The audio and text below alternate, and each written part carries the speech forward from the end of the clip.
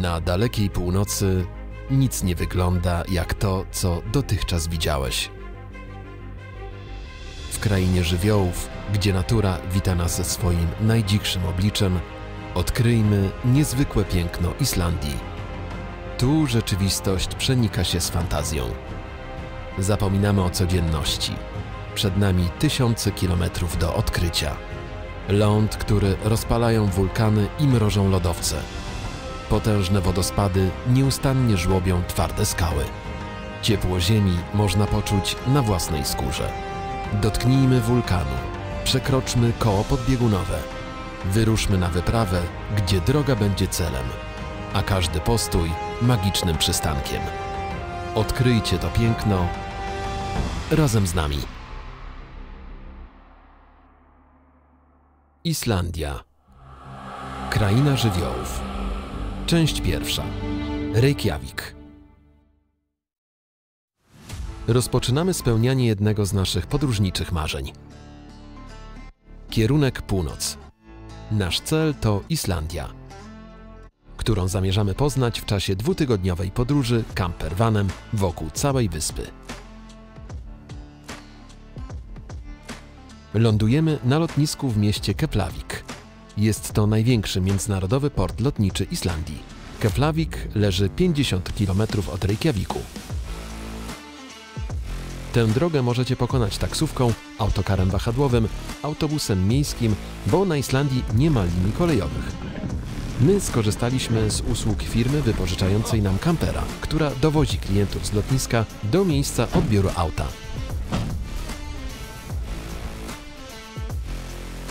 Na Islandii jest sporo firm wypożyczających auta. My zdecydowaliśmy się na polską firmę PK Campers. Kontakt z nimi nawiązaliśmy jeszcze w kraju. Mają lepsze ceny od firm zagranicznych, a polska obsługa pozwoliła na sprawniejsze załatwienie wszystkich spraw i lepsze porozumienie w szkoleniu obsługi kampera.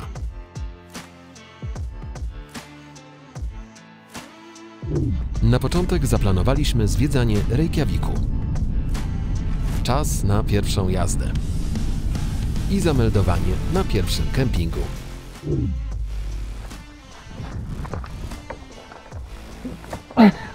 Witajcie w naszej kolejnej podróży. To jest spełnienie naszych podróżniczych marzeń Islandia. Przed momentem wylądowaliśmy na lotnisku w Keflaviku, jesteśmy na kampingu w Reykjaviku. Zazwyczaj na początku naszych filmów pokazujemy Wam nasze hotele, pokoje hotelowe, noclegi, tam gdzie będziemy spędzać noc, gdzie będziemy nocować. To będzie nasz hotel przez najbliższe 2 tygodnie. Hotel, a właściwie pokój hotelowy dwupoziomowy. Przed nami 2 tygodnie w Islandii. Będziecie mogli zobaczyć, co dzieje się na takich właśnie miejscach, kampingach, gdzie stawia się takie właśnie campervany, albo kampery, albo mniejsze czy większe samochody. Pokażemy Wam to wszystko. Będziemy objeżdżać całą wyspę dookoła. Co mamy kolejno w planach? Najpierw mamy Reykjavik, później mamy Golden Circle, następnie wschód, północ i fiordy zachodnie na koniec. I nie zapominajmy jeszcze o wyspie Grimsey, na którą też Was zabierzemy. Czy ten campervan spełni nasze nadzieje, oczekiwania? Przekonamy się, będziemy z Wami analizować, co nam się tu podoba, co nie. Mamy nadzieję, że wszystko będzie ok. Za chwilę Wam pokażemy, co tu jest i co mamy do dyspozycji. Jest sporo i jest całkiem fajnie. Zapraszamy na naszą wycieczkę po Islandii.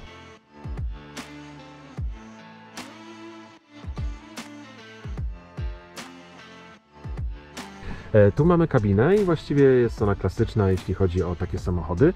Otwieramy sobie bok naszego campervana i tu jest pierwsze piętro, na którym można nocować, a tu jest dół i to jest komplet wypoczynkowy, który się rozłoży i będzie łóżkiem. Tu mamy udogodnienia, tak jak powinny być w każdym kamperze, czyli lodówka, tutaj zlew czy umywalka z kranem, całe wyposażenie do kuchni, a pod spodem także czeka kuchenka, na której coś pewnie będziemy gotować. Tak to wygląda, tył także można otworzyć i wtedy macha nam Łukasz. Teren całej wyspy jest pokryty siecią kampingów.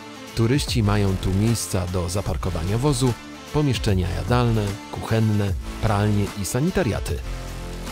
W dalszych częściach podróży będziemy Wam pokazywać, jak wyglądają inne kempingi. Teraz już czas wyruszyć w miasto. Reykjavik jest stolicą i jednocześnie największym miastem Islandii. Ma nieco ponad 130 000 mieszkańców. W stolicy mieszka 64% wszystkich Islandczyków. Miasto położone jest nad zatoką Faxaflói. Po islandzku nazwa Reykjavik oznacza Zatokę Dymów, od znajdujących się tu gorących źródeł i gejzerów, albo od mgieł w zatoce. Historia Reykjaviku rozpoczęła się w 874 roku, kiedy to przybył tu pierwszy stały osadnik Ingolf Arnarson. Przed Wikingami wyspę zamieszkiwali jeszcze irlandzcy mnisi, traktując wyspę jak pustelnię. W 1786 roku osada Reykjavik otrzymała prawa miejskie i została wyznaczona jako centrum administracyjne rządzonej przez Danię wyspy. W 1874 roku Islandia otrzymała własną konstytucję i przejęła kontrolę nad gospodarką. A niepodległość od Danii uzyskała w 1944 roku. Reykjavik jest najdalej na północ wysuniętą stolicą świata. Jedną z najbardziej rozpoznawalnych atrakcji Reykjaviku jest kościół Hallgrímskirkja. Jest to świątynia ewangelicko-luterańska. Za sprawą swojego wyjątkowego wyglądu jest symbolem nie tylko Reykjaviku, ale i całej Islandii. Budowę kościoła ukończono w 1986 roku. Jego modernistyczna, charakterystyczna fasada nawiązuje do bazaltowych kolumn, które tworzy zastygająca lawa. Sześciokątne boki są spotykane w wielu miejscach na wyspie i pokażemy Wam je w naturze w kolejnych częściach naszej podróży. Wnętrze kościoła jest ascetyczne. Chyba najbarwniejszą jego ozdobę tworzą licznie odwiedzający go turyści.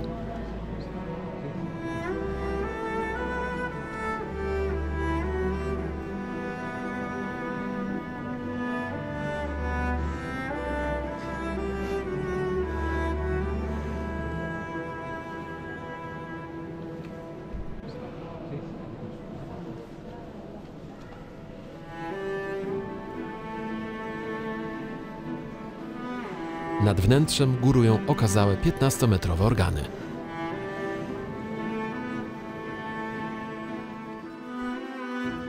Atrakcją podczas zwiedzania kościoła jest także możliwość wjechania na kościelną wieżę. Widoczna z daleka wieża kościoła Hallgrímskirkja ma prawie 75 metrów wysokości, co czyni kościół drugim pod względem wysokości budynkiem na Islandii.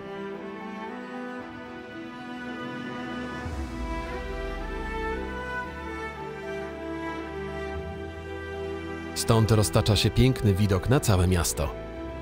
Można podziwiać kolorowe domy czy dachy z blachy falistej. Kiedyś malowano je farbami pozostałymi z odnowy statków. Na wieży można też przeżyć dźwięk kościelnych dzwonów, które naprawdę robią wrażenie.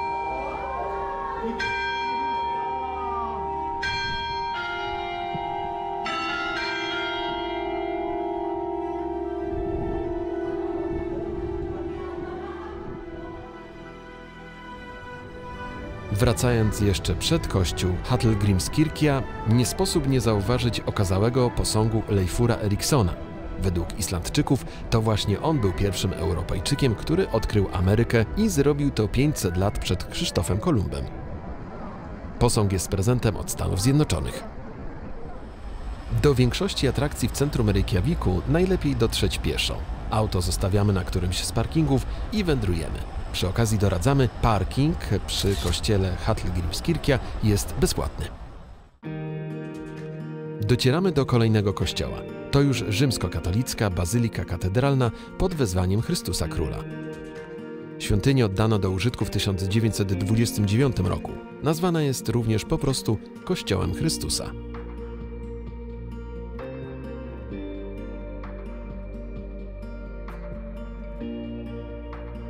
Wewnątrz kościoła znajdują się 3 ołtarze z 1897 roku, w tym niewielki ołtarz główny z cedrowym posągiem Chrystusa Króla stojącego na globie, podarowany przez papieża Piusa XI.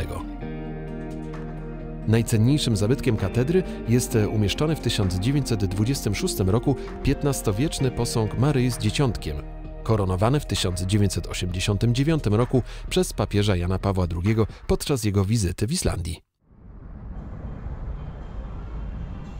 Wędrując, docieramy do kolejnego charakterystycznego miejsca w stolicy Islandii. To niewielkie jezioro, a właściwie staw miejski, zwany zwykle Tjörn lub Tjörnin. Nad nim można podziwiać widokówkowe miejsca miasta.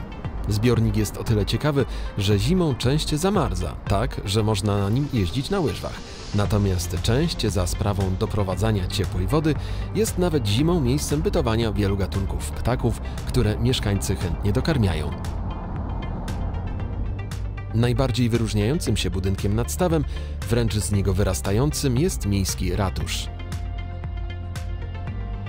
Do nowoczesnego budynku można wejść, a nawet warto, bo w nim na przykład do obejrzenia model topograficzny całej wyspy o powierzchni 76 m². 4 osoby pracowały nad nim ponad 4 lata. Obok budynku ratusza napotykamy jeszcze na nietypowy posąg nazwany pomnikiem nieznanego biurokraty. Mamy nadzieję, że pracownicy ratusza nie są aż tak oburzeni robotą w Reykjaviku. Nad stawem Tjörnin także wyróżnia się niewielki kościółek. To świątynia Wolnego Kościoła Luterańskiego w Reykjaviku. Kościół jest niezależny od Kościoła Narodowego. Obecny wygląd świątyni pochodzi z 1940 roku. Jeśli uda Wam się wejść do środka, to naprawdę warto. Jest w nim kameralnie i uroczo. Nowoczesny gmach ratusza jest chyba najbardziej okazałym z budynków urzędowych, bo całkiem nieopodal napotykamy na o wiele skromniejszą siedzibę parlamentu islandzkiego. Klasycystyczny budynek wzniesiono z ciosów diabazu, jednej ze skał magmowych, w roku 1881. Jednak Althing, czyli parlament islandzki, jest najstarszym parlamentem na świecie. Powołano go w 930 roku. Wówczas zgromadzenia organizowano w dolinie Thingvellir. Obok budynku parlamentu znajduje się jeszcze luterańska katedra z 1796 roku. Członkowie parlamentu przed każdą sesją uczestniczą w nabożeństwie w katedrze. Równie skromnie, albo nawet i jeszcze bardziej wygląda budynek premiera Islandii, właściwie obecnie pani premier. Nie ma tu wielkich murów, ogrodzeń, krat, szlabanów, nie widać ochrony.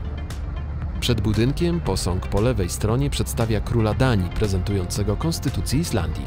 Po prawej stronie pierwszego premiera Islandii Hannesa Hafsteina.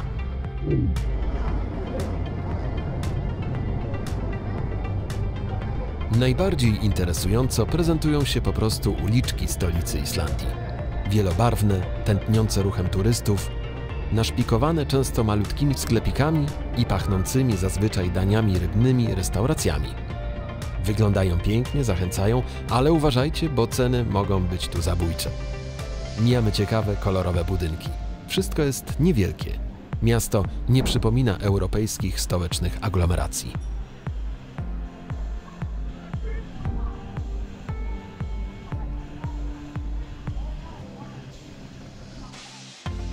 Nieco niepozornie też prezentuje się Ingolfstorg, zwany również jako plac Ingolfur.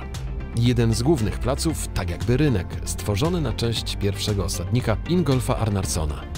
Od niego odchodzi najstarsza ulica w Reykjaviku, Adalstræti. Ta ulica służy jako punkt wyjścia do wszystkich numerów ulic w Reykjaviku, co oznacza, że im wyższy numer, tym dalej jest się od Ingolfstorg. Idąc najstarszą ulicą w mieście Adalstræti, docieramy do najstarszego budynku z 1762 roku. Pod numerem 10 znajduje się dawna rezydencja biskupa. Obecnie w środku organizowane są wystawy w ramach Muzeum Miejskiego. Zmierzamy w stronę zatoki, w stronę portu.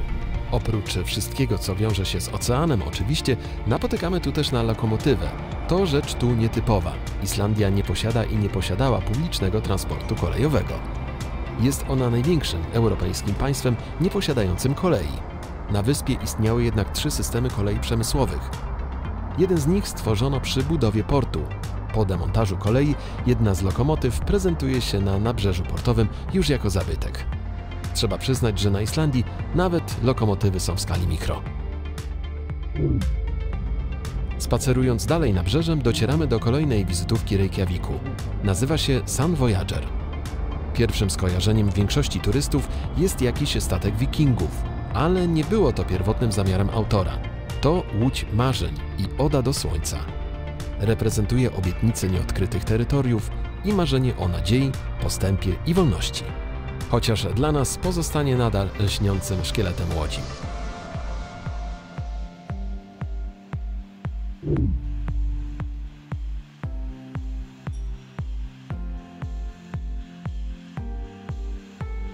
Zdecydowanie najbardziej dominującym nad całym portem budynkiem jest Harpa.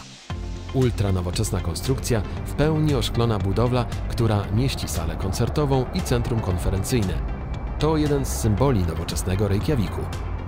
Fasadę Harpy, podobnie jak kościoła Hallgrímskirkja, wzorowano na islandzkim krajobrazie. Szklane boki mienią się różnymi kolorami, niektórym przypominają bazaltowe wieloboki powstałe po zastygającej lawie, innym bryły lodu z lodowca. Słowo harpa dosłownie znaczy harfa, ale jest to także nazwa miesiąca ze starego nordyckiego kalendarza, którego pierwszy dzień zwiastował na 200 lata. Budynek został otwarty w 2011 roku i od tego czasu jest miejscem wielkich wydarzeń kulturalnych. Jeszcze więcej masła. Pora spróbować islandzkich smaków. W tym celu udaliśmy się do często polecanej restauracji w Reykjaviku Cafe Loki, gdzie można sprawdzić, jak smakuje Islandia. Na początek próbujemy słynnego islandzkiego chleba rugbrot. Wytwarzany jest głównie z mąki żytniej z dodatkiem słodkiego syropu. Jest on raczej gotowany w specjalnie do tego wykopanych dołach w okolicach gorących źródeł, gdzie ziemia osiąga temperaturę około 100 stopni. Pieczenie trwa od 12 do 24 godzin. Słodki chlebek, bardziej przypominający ciasto niż pieczywo, najlepiej smakuje po prostu z masłem. Doskonale komponuje się również z wędzonym łososiem. Rugbrot Islandczycy podają także z pastą rybno-ziemniaczaną, która nazywa się plokkfiskur. Z pieczywa trzeba spróbować także flatkake. To cieniutki placek, coś jak podpłomyk czy pita. Tradycyjnie flatkakę pieczono na gorących kamieniach lub bezpośrednio na żarze ogniska, później na żeliwnych patelniach. Tradycja ich wypieku sięga IX wieku. My spróbowaliśmy flatkakę z wędzoną jagnięciną. Islandzką tradycją było także suszenie ryb, jako najlepszy sposób ich przechowywania. Suszone ryby jada się do tej pory i także warto tego na Islandii spróbować. Trzeba uzbroić się nieco w cierpliwość i siły, aby pogryźć i przerzuć ten przysmak. Suszona ryba jest bowiem strasznie twarda. Zaleca się jej wcześniejsze posmarowanie masłem i poczekanie, aż nieco zmięknie. Wspominaliśmy już o jagnięcinie. To poza rybami mięso narodowe. Nic dziwnego, owiec jest więcej na Islandii niż ludzi. Ich hodowla to zajęcie wielu Islandczyków od wieków. My spróbowaliśmy aromatycznej i rozgrzewającej islandzkiej zupy z jagnięciny. To kjötsupa. Pysznie także smakuje rozpływająca się w ustach gicz jagnięca z pieczonymi ziemniakami i warzywami. A teraz pora na danie koronne. Sfermentowany rekin, czyli hakarl. To też był tradycyjny sposób przygotowywania ryby. Zakopanie jej w ziemi aż do sfermentowania, nawet na 3 miesiące. Potem następuje suszenie, nawet do 4 miesięcy. Wszystko po to, by pozbyć się związków toksycznych z mięsa rekina polarnego. Małe kostki mięsa żuje się przez kilka sekund, by smak się wydobył. To chyba jest mój smak. Nie, to nie jest mój smak. Jeśli już nie potrafimy znieść smaku amoniaku i zgnitej ryby, trzeba zapić ten kęs słynną wódką kminkową Brennivin. Zdecydowanie jest to przekąska dla mocno zmotywowanych.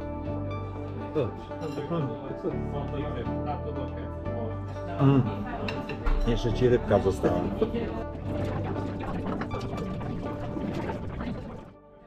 Więc teraz jest jeszcze sprawa taka, bardzo ważna, że dostaliśmy 3 kawałki tego rekina i został jeden.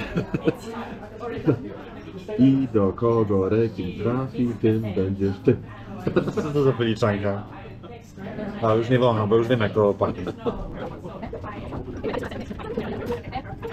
No to jeśli jest Łukasz kierowcą, No. Nie chciał przejść przez gardło. O. Na co dzień jednak Islandczycy często wolą wybierać fast foody, głównie hot dogi. Jest jedna najsłynniejsza budka w Reykjaviku. W 2004 roku pylsura, czyli islandzkiego hot doga, zjadł amerykański prezydent Bill Clinton i miał ocenić, że był lepszy niż amerykańskie hot dogi. Od tej pory ludzie wręcz pielgrzymują do owej budki. I nieustająco ciągnie się do niej długa kolejka. My też postanowiliśmy w niej stracić jakieś pół godziny.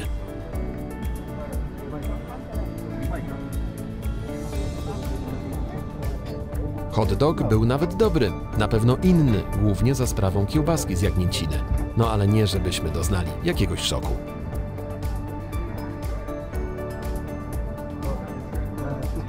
Z kolei rybne tradycje sprawiają, że sięga się tu też często po fish and chips. Ryba z frytkami smakuje najlepiej oczywiście w portach. Przed nami kolejny słynny islandzki produkt. Trzeba go spróbować. To skyr, czyli islandzki jogurt. Podczas naszej wyprawy jadaliśmy go naprawdę codziennie. Sklepy oferują różne rodzaje. Skyr jest zdrowy i pożywny. Przypomina bardziej niż jogurt raczej nasz serek homogenizowany. To może pora na prawdziwe słodycze. Islandia lukrecją stoi. Niektórzy mówią, że wszystko jest tu dziwne, więc i najsłynniejszy łakoć też. Czarny przysmak można kochać albo nie cierpieć. Żeby lukrecję urozmaicić, Islandczycy produkują różne wersje. Jest różna intensywność smaku, albo nadziewają czymś lukrecję, albo lukrecją nadziewają inne słodycze. Okazuje się jednak, że jednym z najlepszych słodyczy dla Islandczyków jest nasz batonik Prince Polo. Jest najpopularniejszym wafelkiem w Islandii już od 60 lat. Bywały lata, kiedy przeciętny Islandczyk zjadał kilogram Prince Polo rocznie. Można by powiedzieć, że za wafelkiem powędrowali Polacy, bo teraz stanowimy największą grupę ludności po rdzennych Islandczykach na wyspie. Wspominaliśmy już o wódce Brennivin. To tradycyjny alkohol z kminkiem, ale spożywany sporadycznie. Islandczycy najchętniej pijają piwo. Może chcą nadrobić, bo ten trunek jest na Islandii legalny dopiero od 1989 roku. Aby ograniczyć nawet teraz spożywanie alkoholu w kraju, jego sprzedaż prowadzi tylko sieć Vinbudin. Sklepy są nieliczne, czynne przez kilka godzin w tygodniu, w sobotę krócej, w niedzielę zamknięte. Odstraszają też ceny alkoholu, które są po prostu kosmiczne. Spragnieni tanich, zwykłych zakupów powinni wybrać na Islandii sklepy sieci Bonus. Rozkoszna świnka zapowiada ceny nieco niższe niż gdzie indziej. Z innych też ekonomicznych sklepów można polecić Kronan lub Netto. Przy okazji islandzkich przysmaków wspominaliśmy o suszonych rybach. To sposób obróbki ryb stosowany już przez Wikingów. Żeby zobaczyć, jak to wygląda na żywo, udajemy się 20 km na południe od Reykjaviku do miejscowości Hafnarsfjörður. Na drewnianych stelażach rozwieszone są tysiące elementów z ryb. Nie wiadomo, co bardziej szokuje, czy ten widok, czy zapach. Można by go opisywać wieloma określeniami, ale chyba żadne nie odda istoty rzeczy. Sprawa suszenia ryb jest jednak tu bardzo poważna. Przed wiekami suszone ryby były walutą. Teraz w sumie niewiele się zmieniło. Suszone ryby są dość drogie, a te akurat z tej suszarni będą najprawdopodobniej zmielone na mączkę rybną i sprzedane do krajów na całym świecie.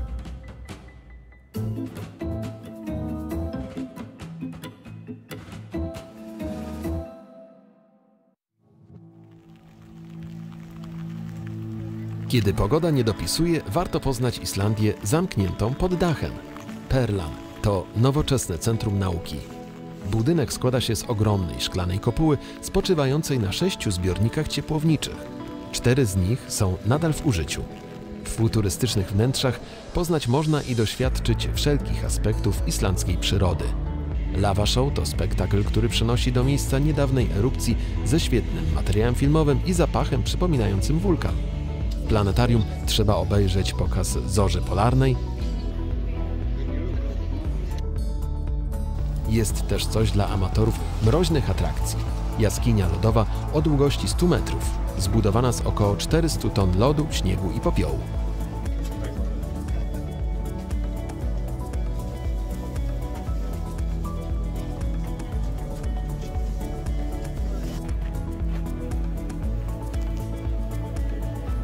Możliwość usadowienia się na lodowym tronie nie do przecenienia.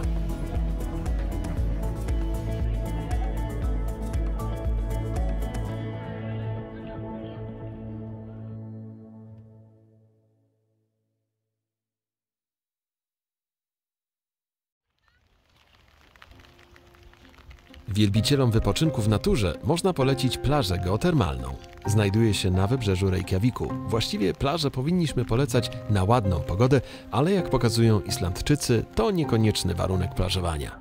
Plaża ma żółty piasek, co jest nieczęste na Islandii, a zachęca też temperaturą wody. Znajdziemy tu basen i jacuzzi z gorącą wodą, ale najlepsze jest to, że gorąca woda jest wpuszczana do specjalnie przygotowanej laguny. Dzięki temu zimna woda z oceanu podgrzewana jest przez gorącą wodę wypływającą ze źródeł pod plażą. Jak widać, w takich warunkach nawet pochmurna i deszczowa pogoda nie są straszne. Pozostawiamy w błogim spokoju wszystkich wypoczywających na plaży i w ogóle wszystkich zwiedzających Reykjavik.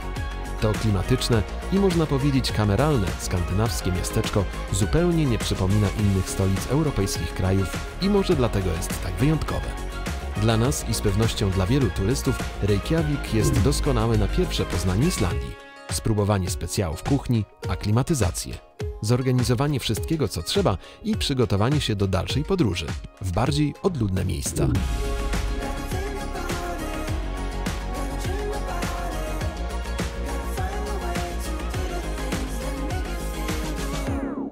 Czas więc już wyruszyć z miasta.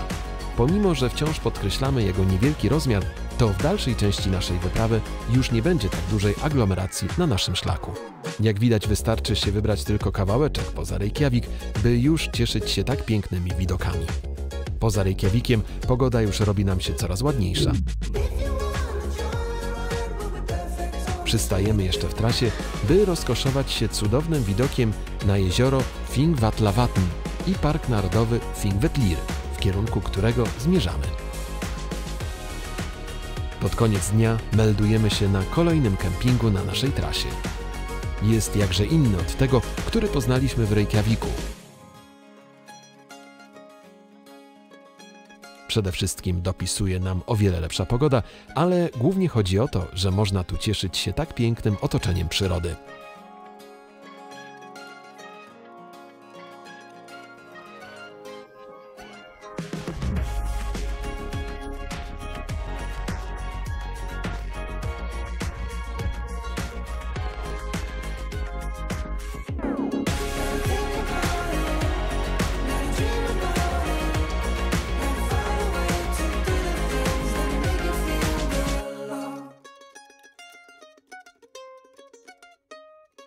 Radek, co tu mamy? Pierwszą jajecznicę na Islandii. Pięknie. Dzień rozpoczynamy na kempingu Þingvellir, jednym z najładniej położonych kempingów z widokami na teren Parku Narodowego. Czas wyruszyć w drogę. Przypomnijmy, znajdujemy się na terenie Parku Narodowego i będziemy podróżować szlakiem największych atrakcji tzw. Złotego Kręgu. Golden Circle to nazwa trasy turystycznej w południowo-zachodniej Islandii. Obejmuje główne atrakcje turystyczne tej wyspy. Trasa jest wybierana przez wielu turystów, którzy mogą tu sobie zrobić szybką wycieczkę z Reykjaviku. Dla nas to jeden z wielu etapów podróży. Lista atrakcji, które można zobaczyć w ramach wycieczki po Golden Circle, jest oczywiście umowna, ale są pewne punkty obowiązkowe, które trzeba odwiedzić. Jednym z nich jest Þingvellir, park narodowy istniejący tu już od 1930 roku. W 2004 roku miejsce wpisane zostało na listę Światowego Dziedzictwa UNESCO. Obszar jest bardzo ważny dla historii Islandii z dwóch powodów. Po pierwsze, jest wciąż żywym pomnikiem przyrody, dzięki któremu Islandia zawdzięcza swoje istnienie. Po drugie, to miejsce o bardzo ważnym znaczeniu historycznym i kulturowym. Zacznijmy od geologii. Cała Islandia powstała dzięki rozchodzeniu się dwóch płyt kontynentalnych. europejskiej i północnoamerykańskiej. To utworzyło ryft, czyli rodzaj doliny. Pasmo nazywa się grzbietem śródatlantyckim, który przebiega przez ocean. Na powierzchnię wystaje w kilku miejscach na świecie, a na Islandii istnieje najlepszy punkt do obserwacji tego terenu. Cały obszar poprzecinany jest licznymi szczelinami. Niektóre zalane są jeziorami, w niektórych można nawet zanurkować. Ale jeśli ktoś chce pozostać suchy, to też może z jednej strony dotknąć terenu Europy i szybko przejść do kontynentu północnoamerykańskiego. Te płyty wciąż się od siebie oddalają, więc z czasem ta atrakcja będzie trwała coraz dłużej.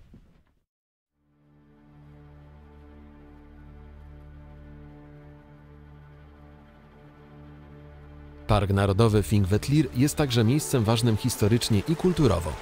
To właśnie tutaj gromadził się islandzki parlament Althing. Pierwsze obrady miały miejsce już w 930 roku. To najstarszy parlament na świecie. Obradowano pod gołym niebem. Prawo głosu mieli wodzowie klanów, ale obrady obserwować mogli wszyscy mieszkańcy wyspy. Zgromadzenia odbywały się tu aż do roku 1799. Dopiero później zostały przeniesione do Reykjaviku. Ale także tu, na terenie Þingvellir, naród islandzki porzucił pogański system wierzeń na rzecz chrześcijaństwa w 1000 roku. I także tutaj, w 1944 roku, Islandczycy ogłosili swoją niezależność od Danii.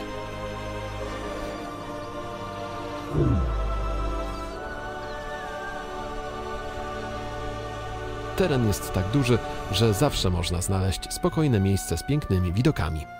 Na przykład na ten piękny kościółek. Według sagi o chrześcijaństwie pierwszy kościół nakazał tu zbudować król Norwegii. Ten, który obecnie oglądamy, jest z XIX wieku. Bez względu na to, czy interesuje Was geologia Islandii, czy historia, to miejsce warto odwiedzić.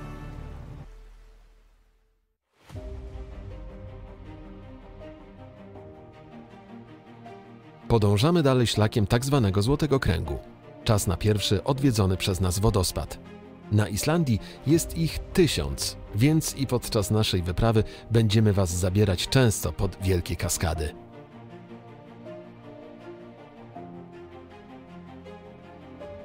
Przed nami wodospad Gullfoss, jeden z najpopularniejszych wodospadów na Islandii.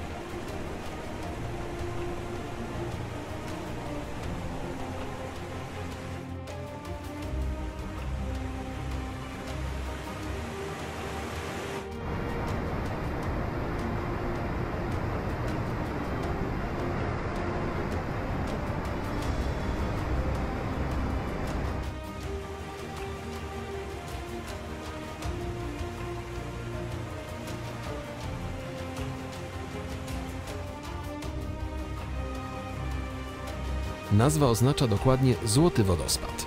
Składa się z 2 kaskad, pierwsza mierzy 11 metrów, druga położona jest pod kątem w stosunku do pierwszej i ma 21 metrów.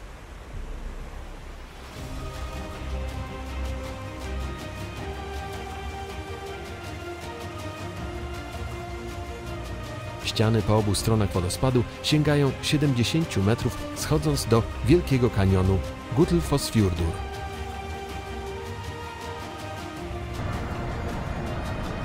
W jednej sekundzie przepływa przez ten wodospad 110 m3 wody. Nic dziwnego, że na początku XX wieku miał być przekształcony w hydroelektrownię, ale jednak zrezygnowano z tego pomysłu. Określenie Złoty Wodospad pochodzi najprawdopodobniej od tęczy, która pojawia się tu zawsze w słoneczną pogodę.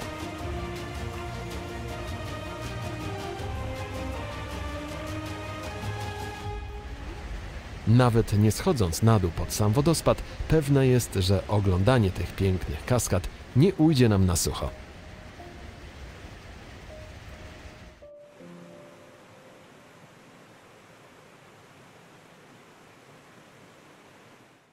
Woda to żywioł odczuwalny na Islandii na każdym kroku i pod każdą postacią. Namiastkę wszystkich procesów, które dzieją się pod ziemią, można podziwiać na obszarze geotermalnym w dolinie Haukadalur. Tu dokładnie można odczuć, że cały teren pod nami żyje. Gorące źródła i wywierzyska z wrzątkiem. naturalne baseny błotne z nieustannie gotującą się mazią. Czy fumarole, czyli otwory w ziemi emitujące ogromne ilości pary wodnej i gazów, dwutlenku węgla, dwutlenku siarki, chlorowodoru czy siarkowodoru. Lekka zadymka na Islandii. Miejsce słynne jest jednak na cały świat za sprawą słowa gejzer. To właśnie tu tę nazwę zastosowano po raz pierwszy i to właśnie tu znajduje się gejzer o nazwie gejzir. Nazwa powstała na bazie czasownika gejsa, który w języku islandzkim oznacza tryskanie. Ktoś kiedyś zobaczył tę dziurę w ziemi, z której wybuchała woda i nazwał ją po prostu tryskaczem. Nazwa gejzer teraz służy na całym świecie do określania źródeł wody strzelających w niebo. Gejzir. Przykład, jak sława jest ulotna. Niestety wielki gejzer od kilku lat śpi. Wszyscy spoglądają z nadzieją w jego taflę, myśląc, że może to właśnie teraz. Kiedyś wybuchnie, ale kiedy, tego nie wie nikt. Na szczęście jego funkcję i uwagę wszystkich przybywających tu turystów przejął inny gejzer Strokkur. Nie jest tak wysoki jak gejzir, który strzelał nawet na 80 metrów. Strokkur zadowala wszystkich poziomem niecałych 40 metrów, za to wystrzela co kilka minut. Wszystko jest jednak dość nieregularne. Mogą zdarzać się wybuchy zupełnie niskie, jak i niespodziewanie wysokie. Również i moment wybuchu trudno przewidzieć. Może on nastąpić co 2 minuty, ale można czekać też 10.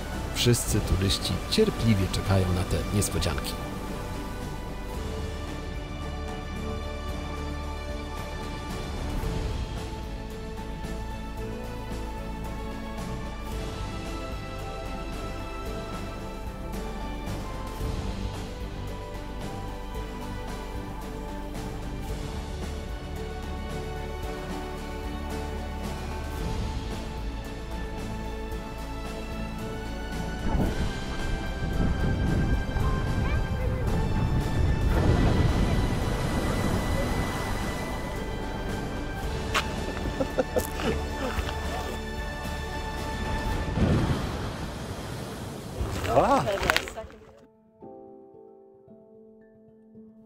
Po tych wszystkich emocjach czas na chwilę uspokojenia. Zawsze dość chętnie wybieramy miejsca mniej oblegane turystycznie. Islandia oferuje ich naprawdę bardzo dużo. Także w ramach popularnej trasy Złotego Kręgu wybieramy się na kolejny wodospad. Z tego powodu, że trzeba do niego trochę dojść, nieliczni turyści decydują się go odwiedzić.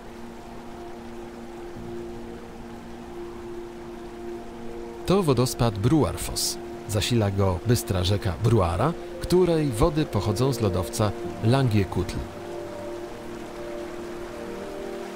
Wodospad nie imponuje może rozmiarem, raczej rozłożystym urokiem, pięknym otoczeniem, a przede wszystkim słynnym błękitnym kolorem wody.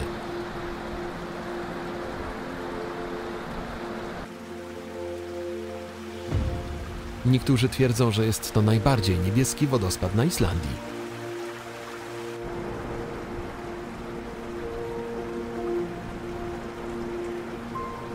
Ten kolor zawdzięcza głównie wodzie z lodowca, ale także czarnym, lawowym skałom, po których spływa woda i które uwydatniają ten błękitny kolor.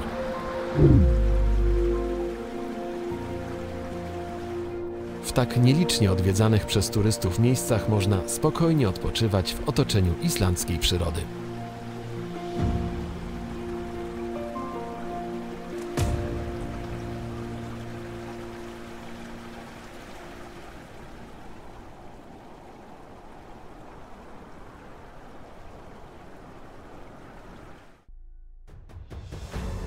Kolejnym z żywiołów na Islandii jest ogień, czyli wulkany.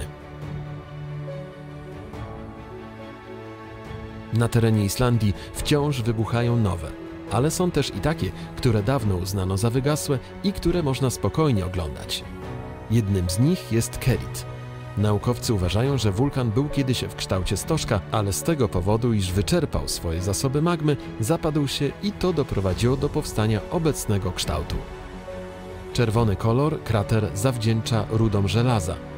Jezioro powstałe wewnątrz ma około 170 metrów szerokości i 270 metrów obwodu, za to aż 55 metrów głębokości.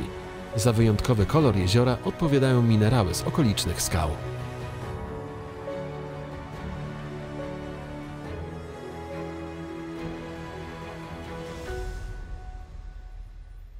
W bliskim sąsiedztwie wulkanu Kerit napotykamy na spore połacie lasu. Zwykło się mawiać, że na Islandii nie ma lasów. To nieprawda. Spotkać można je w wielu miejscach. Ale rzeczywiście stanowią niewielki odsetek terenu Islandii. Zanim przybyli tu stali osadnicy w IX wieku, Islandia była pokryta lasami w 40%. Niestety osadnicy ścinali drzewo na opał i budowę łodzi i karczowali teren pod wypas, a bydło uniemożliwiało odrastanie drzew. Jeszcze 30 lat temu lasy stanowiły tylko 1% powierzchni Islandii, ale Islandczycy postanowili intensywnie zalesiać teren swojego kraju. Niestety drzewa trzeba po prostu sadzić ręcznie. Bardzo rzadko następuje tu samorzutny rozwój drzewostanu. Obecnie powierzchnia lasów wynosi już 2%, a oczekuje się, że za 20 lat będzie to 3%.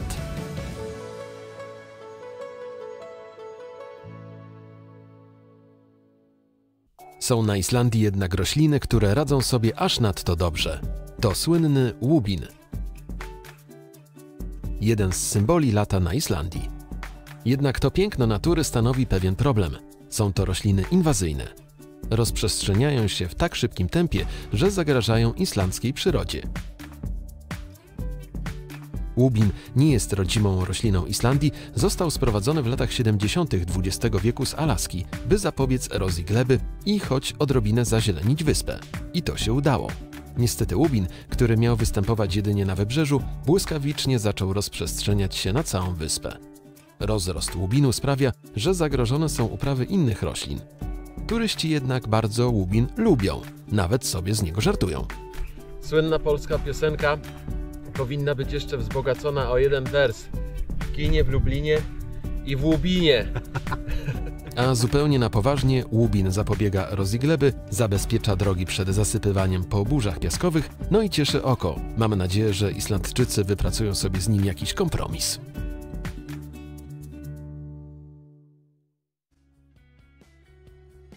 Pora by zawitać się w kolejnym mieście, a w nim zaparkować na kolejnym kempingu. To miasto Selfoss. Niespełna 8-tysięczna osada położona jest nad rzeką Ylfusa, największą rzeką Islandii, słynną z połowu łososia. Powracając jeszcze do nazwy miasta Selfoss, to na północy Islandii znajduje się wodospad o tej samej nazwie. Zwróćcie na to uwagę, umawiając się z kimś na przykład, bo miejsca te dzieli 600 km. Tym razem nasz kemping położony jest dosłownie w środku miasta.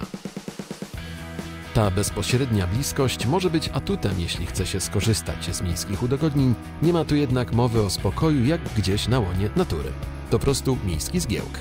Także zaplecze na tym kempingu nas nie zachwyciło. Na szczęście miejsca parkingowe zorganizowano w otoczeniu zieleni, więc można oddać się zwykłym, codziennym kempingowym czynnościom.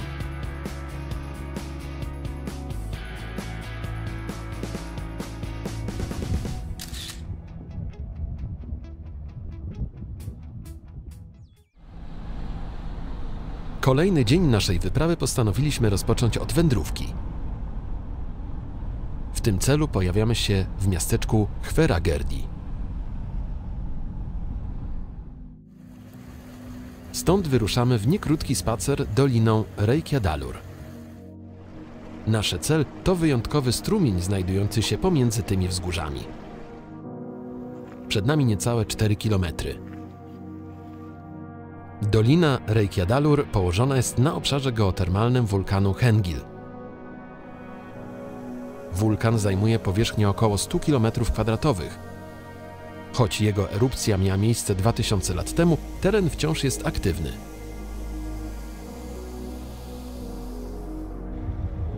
Wędrując, podziwiamy liczne gorące źródła, fumarole,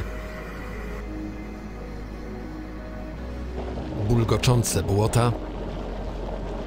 Przystajemy, by podziwiać wodospady. Wpatrujemy się w hipnotyzującą parę unoszącą się z wielu skalnych szczelin.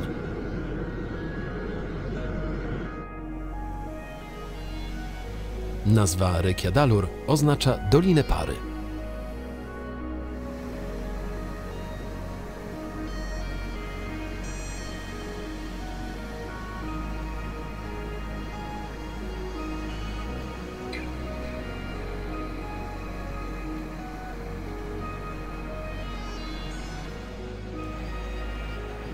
Po wędrówce wzgórzami i wąwozami w końcu docieramy do celu. Rzeka Reykjadalur. Nie służy jedynie do podziwiania. Jest chłodno, więc aby się ogrzać, bez zwłoki po prostu wchodzimy do niej. No i w końcu po dość długim marszu dotarliśmy.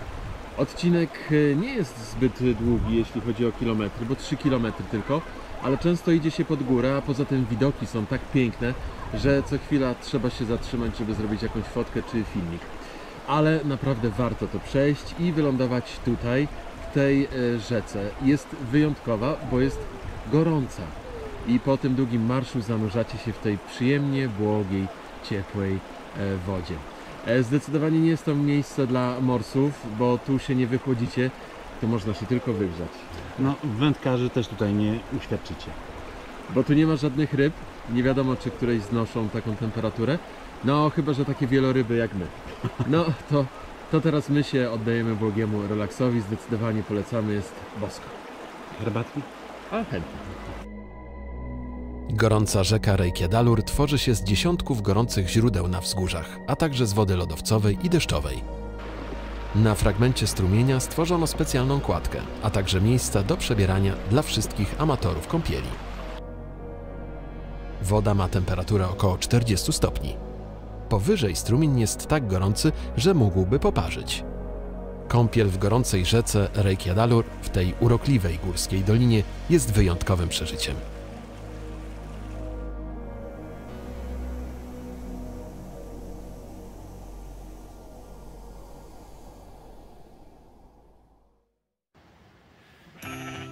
Nieodłącznym elementem islandzkiego pejzażu na całej wyspie są owce i kozy.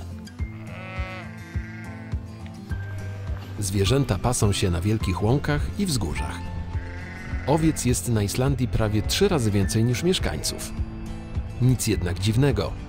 Wełna pozwala tworzyć ciepłe ubrania i słynne już na cały świat islandzkie swetry, a mięso, tak jak mówiliśmy, jest jednym z głównych składników islandzkich potraw. Większość owiec czy kóz pozostaje w wielkich, ale ogrodzonych terenach. Sporo jednak po prostu wędruje sobie gdzie chce. Trzeba na to uważać, zwłaszcza na drogach, bo zwierzęta traktują ten teren po prostu jak swój.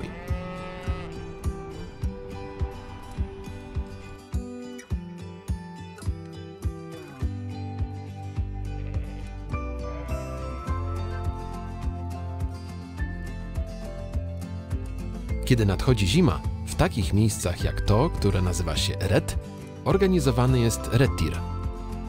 Owce ściągnięte z gór są zapędzane do tej zagrody i wewnątrz następuje podział zwierząt na poszczególnych gospodarzy. Na Islandii spotkać też można często lisa polarnego, który był tu jedynym gatunkiem ssaka na wyspie, zanim w IX wieku pojawili się pierwsi osadnicy. Lisy polarne zdumiewająco dobrze potrafią dostosować się do tutejszych warunków klimatycznych. Niektórzy uważają, że najpiękniej ze zwierząt na wyspie prezentują się jednak islandzkie konie. Inni uważają, że najsłodsze są maskonury. Ocenicie sami. Pokażemy w kolejnych częściach podróży, jak wyglądają te zwierzęta w różnych regionach Islandii. No więc trzeba zamykać bramę tutaj, żeby owce się nie wydostały, żeby barany nie uciekły. No jednego tu widzimy.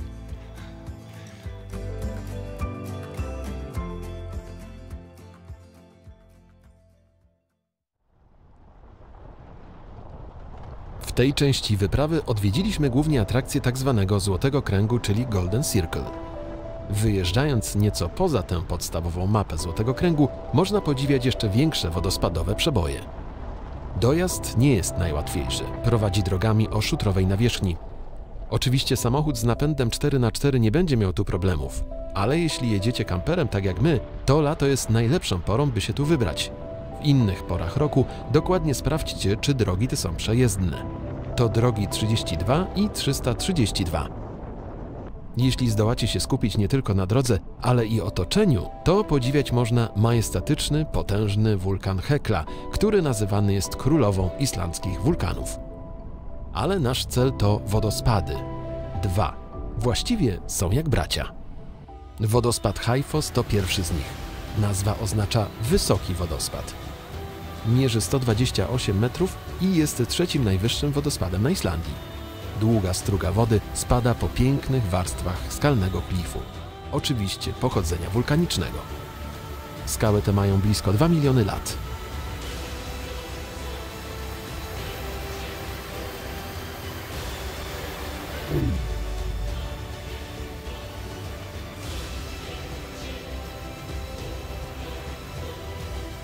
Zaraz obok niego o uwagę zabiega nieco mniejszy wodospad o nazwie Grani, czyli dokładnie sąsiad.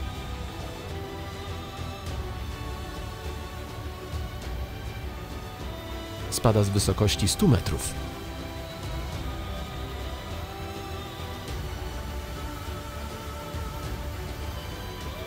Oba wodospady wypływają z tego samego strumienia, który dzieli się na dwie części około 500 metrów przed kaskadami. Wodospadowi bracia najlepiej wyglądają razem, plus jeszcze przypadkowi turyści. Nie ma co się licytować, kto tu wyszedł najlepiej.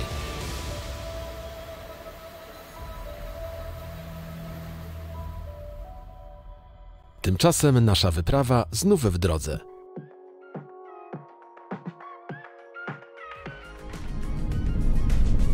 Jak to mówią? Nie ma Islandii bez Lukrecji. Nie ma Lukrecji bez Islandii.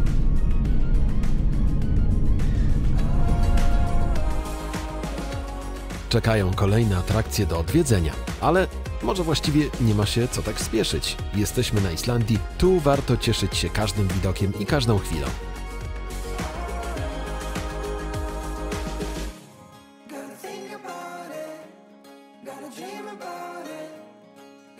Nieplanowany piknik po drodze z takim widokiem? Oczywiście, tak się właśnie zwiedza Islandię.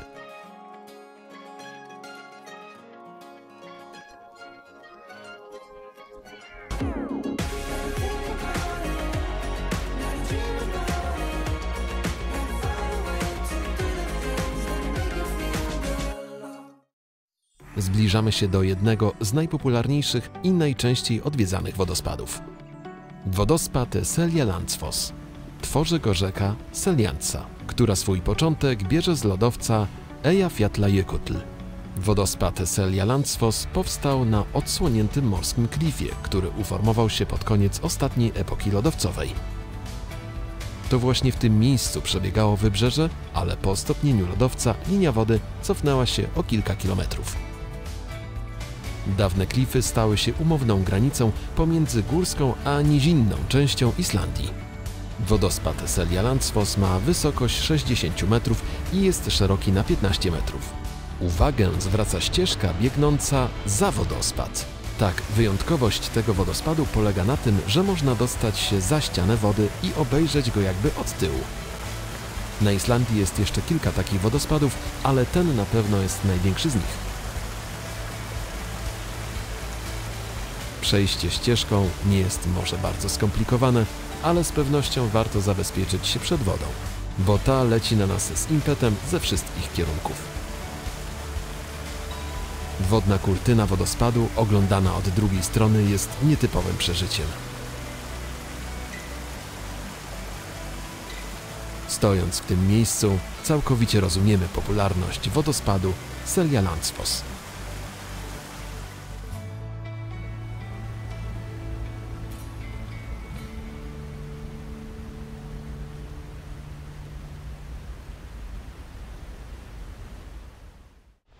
Po tych przeżyciach nie opuszczamy jeszcze do końca tego miejsca. Niektórzy turyści o tym nie wiedzą, inni obawiają się trudności. Wystarczy przejść kilkaset metrów i nieopodal czeka na nas kolejna wodospadowa niespodzianka. Nie jest widoczna tak od razu jak popularny sąsiad. Stajemy przed półotwartą jaskinią, pewnym fragmentem wąskiego wąwozu. Przedarcie się przez niewielką szczelinę wejścia wymaga nieco sprawności.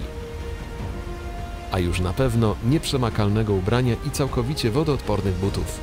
Ale kontynuujemy ekspedycję. By ostatecznie znaleźć się w magicznej pieczarze. Bajkowe otoczenie, czarne bazaltowe skały pokryte zielonymi porostami. Unosząca się w powietrzu bryza. Dzień dobry. A oto główna atrakcja tego miejsca. Wodospad Gljufrabuj. wlewający się przez wąski otwór w górze i spadający z 40 metrów do wnętrza jaskini. Huk wodospadu jest wszechogarniający. Tu czuje się potęgę natury całym sobą. Słynny wielki kamień znajdujący się w jaskini, nazywany francuskim nosem, jest jakby stworzony do epickich filmów i fotek odwiedzających.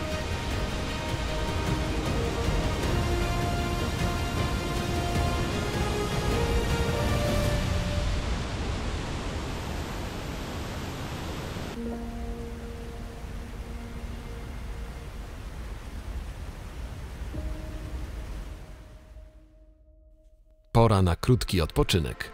Częstą formą relaksu Islandczyków jest kąpiel w otwartych basenach z gorącą wodą geotermalną. Niektóre z takich miejsc są słynne i oblegane przez tłumy turystów. Inne całkowicie ukryte, niegdyś dostępne tylko dla samych mieszkańców wyspy. Wdzierając się pomiędzy te wzgórza, udajemy się pod zbocza słynnego wulkanu Eyjafjallajökull. Miejsce wydaje się całkowicie dzikie. Nie ma tu żadnych oznaczeń, całe otoczenie sprawia wrażenie końca świata.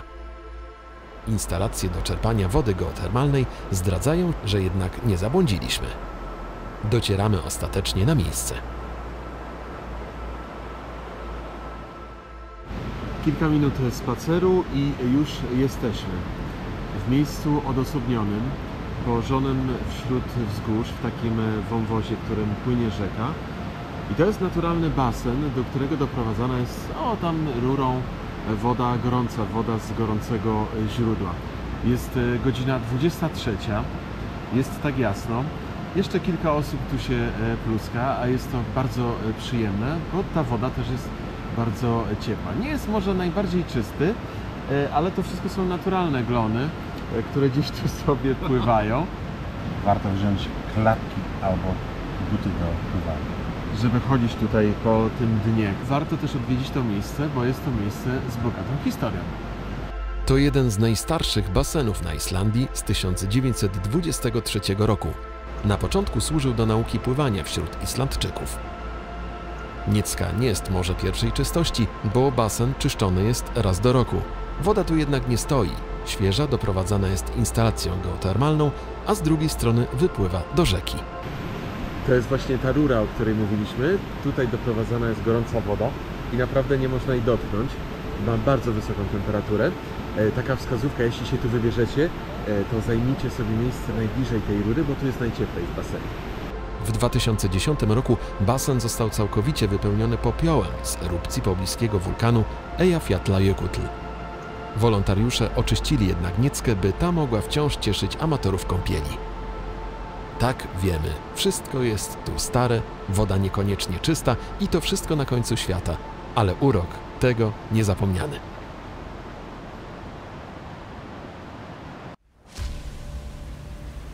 W naszej podróży pozostajemy przy żywiole woda. Ponownie udajemy się na klif dawnego wybrzeża przed wiekami, a obecnie krawędź kolejnego słynnego wodospadu. To Skogafoss. Potężna kurtyna wodna spada z wysokości 60 metrów.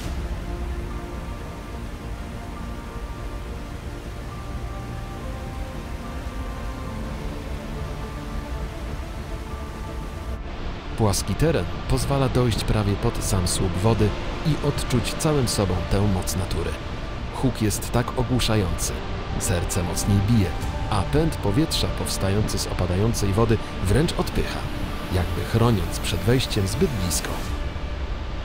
Aż chce się zajrzeć, co jest dalej. Tym bardziej, że według legendy jeden z pierwszych wikingów około roku 900 miał ukryć za wodospadem skrzynię ze złotem. Wielu śmiałków szukało tego skarbu. Po latach okoliczni mieszkańcy mieli w końcu natrafić na skrzynię, jednak gdy zaczęli ciągnąć za linę uwiązaną na pierścieniu z jej boku, pierścień się urwał, a skarb przepadł w czeluściach. Pierścień można zobaczyć w lokalnym muzeum, ale złota dalej nie odnaleziono. Legenda mówi, że jeśli ktoś się znów do niego zbliży, to woda i tak go odepchnie. Może coś w tym jest, bo opadająca kaskada tworzy wręcz silny wiatr, ale i tak chce się podążać w jego stronę.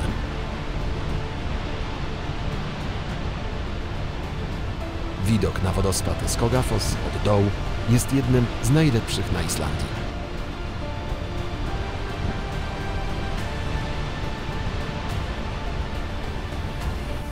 Czy można sobie wyobrazić bardziej ekscytujące miejsce na nocleg? No właśnie. Pozostajemy tu na noc, bo camping zlokalizowano tuż u podnóża wodospadu Skogafoss.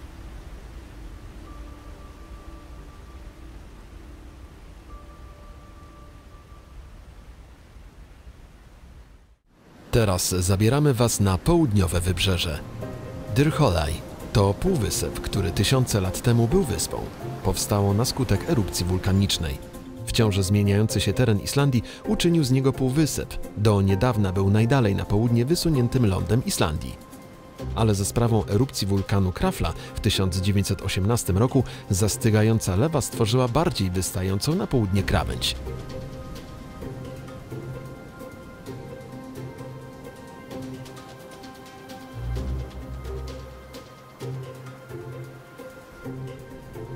Na szczycie klifu o wysokości 120 metrów posadowiono w 1927 roku latarnię morską. Ale najpiękniejsze są tu widoki. Majestatycznie prezentuje się tu łuk skalny o tej samej nazwie Dyrhólaey. Wąska ostroga skalna wbija się wprost w Ocean Atlantycki. W 1993 roku przez łuk przeleciał pewien śmiały pilot, ale na co dzień jest tu jednak spokojnie, choć często dość wietrznie. Z półwyspu podziwiać też można słynne islandzkie czarne plaże. Po wschodniej stronie rozciąga się plaża Reynisfjara. Zabierzemy Was tam już w kolejnym odcinku naszej wyprawy. Po stronie zachodniej właściwie niekończący się pas czarnego piasku oblewany oceanem. Wybierzmy się w tę stronę właśnie teraz. Kilka kilometrów dalej, na czarnej plaży, czeka na wszystkich całkowicie nietypowa, ale legendarna już atrakcja. Do miejsca dojeżdżamy autem na parking, a potem czekają nas 4 kilometry wędrówki kamienną pustynią. I właśnie tu, pośród niczego, spoczywa wrak samolotu Sólheimasandur. Historia cofa nas tu do listopada 1973 roku. Samolot amerykańskich sił powietrznych wraca na lotnisko Keflavik ze wschodnich fiordów. Nagle maszyna zaczyna tracić wysokość. Mówi się o złych warunkach atmosferycznych albo złym paliwie. W zdarzeniu nikt nie zginął, cała ekipa ocalała. Wrak pozostał w tym miejscu, bo transport był nieopłacalny. Teraz to miejsce wręcz kultowe dla turystów. Choć jest to miejsce tak oblegane, wcale nie jest przyjazne ludziom. Zdarzają się tu bardzo szybkie zmiany pogody. Niestety w historii nie wszyscy turyści zdołali uciec w tym miejscu przed żywiołem. Plaża Sólheimasandur jest jak nie z tej ziemi. Wędrujemy po czarnej kamiennej pustyni, jak po powierzchni księżyca. Wędrujemy, choć miejsce wcale nie wygląda jak stworzone do życia dla ludzi. Całe to odrealnienie przyprawia o szybsze bicie serca, a jednak magnetycznie przyciąga. Odkryjcie z nami kolejne zapierające dech miejsca Islandii. Tę część rozpoczynamy od wizyty na kempingu w miejscowości Vik. Camping jest bardzo ciekawie zlokalizowany. Z jednej strony wśród wzgórz, a z drugiej niedaleko do plaży. Obsługa i infrastruktura na wysokim poziomie.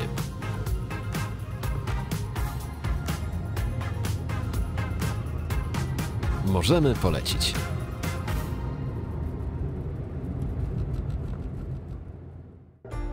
Jesteśmy nad brzegiem Oceanu Atlantyckiego. Vik jest najbardziej wysuniętym na południe miastem na głównej wyspie Islandii. Leży niecałe 200 km od Reykjaviku. Vik to nieduża miejscowość, licząca niecałe 400 mieszkańców. Jest pięknie położona wśród wzgórz, lodowców i oceanicznych klifów. Często można tu zaobserwować charakterystyczną mgłę snującą się od Atlantyku wzdłuż wzniesień, często okrywającą całe miasto. Wick daje odwiedzającym nie tylko przerwę w wyprawach, start w kolejne miejsca, ale też przepiękne widoki.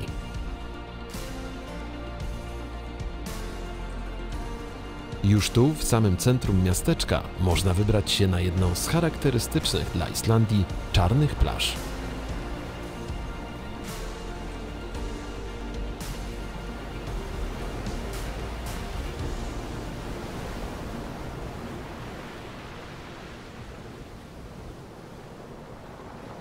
Jednak ta najsłynniejsza czarna plaża znajduje się w sąsiedztwie miasteczka Wick. Bo najpopularniejsza czarna plaża na Islandii to Reynisfjara. Czarny wulkaniczny piasek oblewany falami Atlantyku ciągnie się tu kilometrami. Z jednej strony w kierunku cypla Derholei, który pokazywaliśmy Wam w poprzedniej części naszej wyprawy.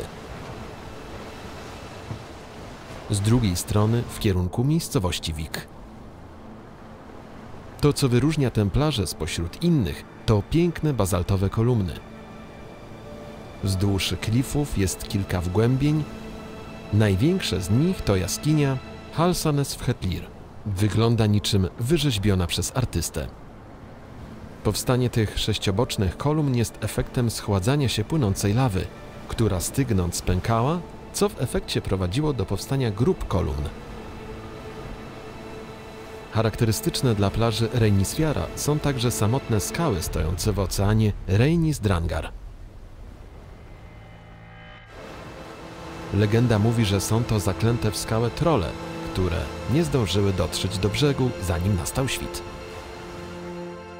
Trudno powiedzieć, czy ożywają nocą. Na szczęście my odwiedzamy Reynisfjarę, kiedy na Islandii jest dzień polarny i nie ma nocy.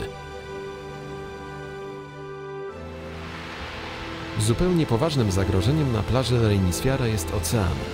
Widok fal jest wręcz magnetyczny, ale trzeba być niezwykle ostrożnym. Całe południowe wybrzeże jest wystawione na otwarty Atlantyk, a niektórzy podkreślają, że pierwszy stały ląd wprost na południe to Antarktyda, czyli tak naprawdę biegun południowy. Niczym nieograniczane fale oceaniczne są tu wyjątkowo nieobliczalne i niebezpieczne.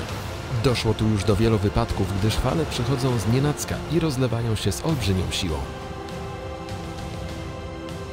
Zachowując jednak odpowiednią ostrożność, można napawać się urokliwymi widokami i podziwiać słynne czarne wybrzeże Islandii.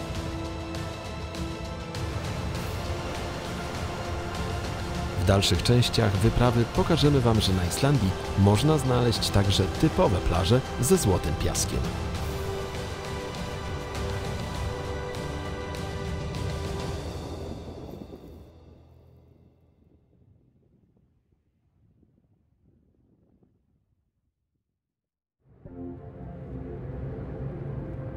Przy okazji podróży kolejną z licznych tras, które przejechaliśmy, warto wspomnieć o mostach. Na drogach poza miastami to prawie norma, że na mostach jest tylko jeden pas ruchu. Mieszczą się tu jedynie auta jadące w tym samym kierunku. Oczywiście informują o tym wcześniej znaki, ale jedyną zasadą, kto ma wjechać pierwszy na most, jest ta, kto zdąży pierwszy. Warto zbliżać się do każdej przeprawy dość wolno i trzeba ocenić już z daleka, czy nadjeżdżający z naprzeciwka kierowca jest z typu tych kulturalnych i uprzejmych, czy tych pędzących za wszelką cenę do przodu.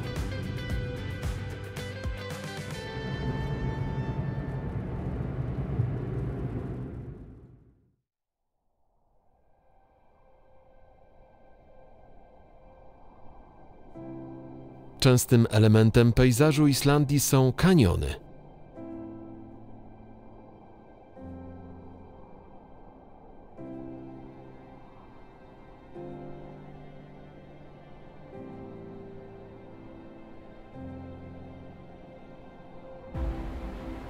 W południowej części Islandii znajduje się popularny wśród turystów kanion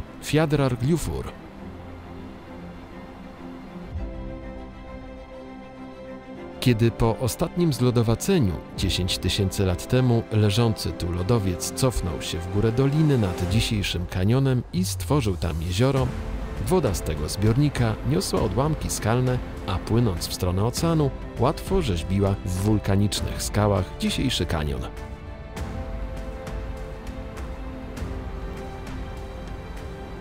Kanion Fiadrar Gljufur ma 2 km długości, a ściany o wysokości 100 metrów.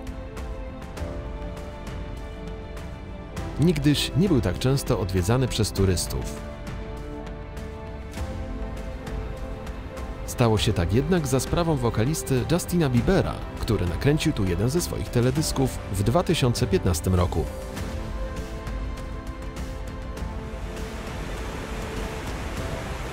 Ludzie zainteresowali się tym miejscem do tego stopnia, że kanion otrzymał nazwę Justina Biebera. Pewnie też dlatego, że jego oryginalna nazwa nie jest najłatwiejsza do wymówienia, a kanion Justina Biebera zapamięta każdy.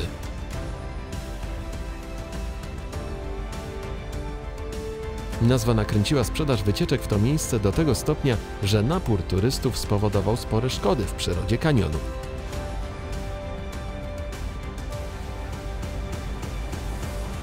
Ostatecznie wnętrze zostało zamknięte dla odwiedzających w 2019 roku i teraz można podziwiać ten cud natury z chodników i platform widokowych.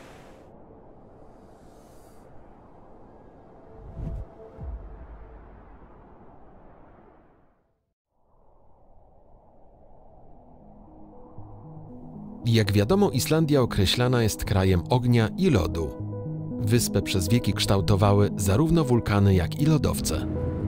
Lodowce stanowią 10% powierzchni całej wyspy.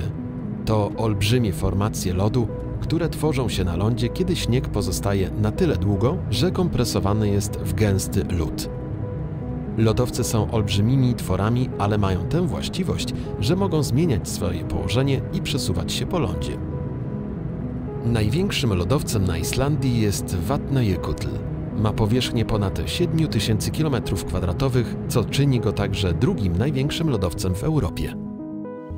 Najlepszym sposobem obejrzenia lodowców jest zbliżenie się do jednego z wielu jęzorów lodowcowych. Oto Svinafellsjökull, jeden z południowych wypustów Vatnajökull. Tu najlepiej widać proces przesuwania się lodowca.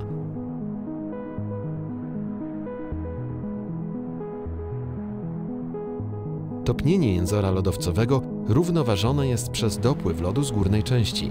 Wtedy czoło ma położenie w miarę stałe. Kiedy straty lodu przewyższają dopływ nowych mas, następuje cofanie czoła.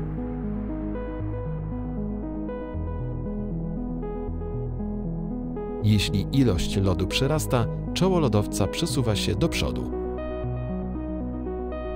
Islandzkie lodowce zmniejszają swoją objętość regularnie od 1995 roku.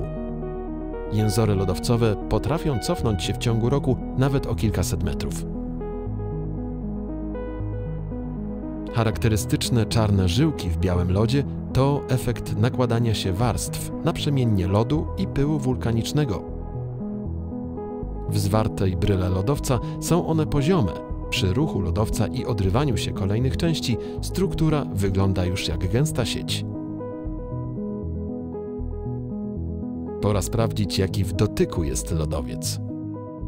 Przemierzenie lodowych szczelin nie jest wcale łatwe. Po wędrówce przybyło nieco mgły nad lodowcem. Doszliśmy do wniosku, że nie jest wcale tak łatwo chodzić po lodowcu, zwłaszcza jeśli nie jest się przygotowanym, tak jak my. No ale dotarliśmy do miejsca, gdzie jest jakiś lód, taki w miarę biały, choć on tutaj z przodu, ten lodowiec, wcale nie jest tak biały, bardziej błotnisty.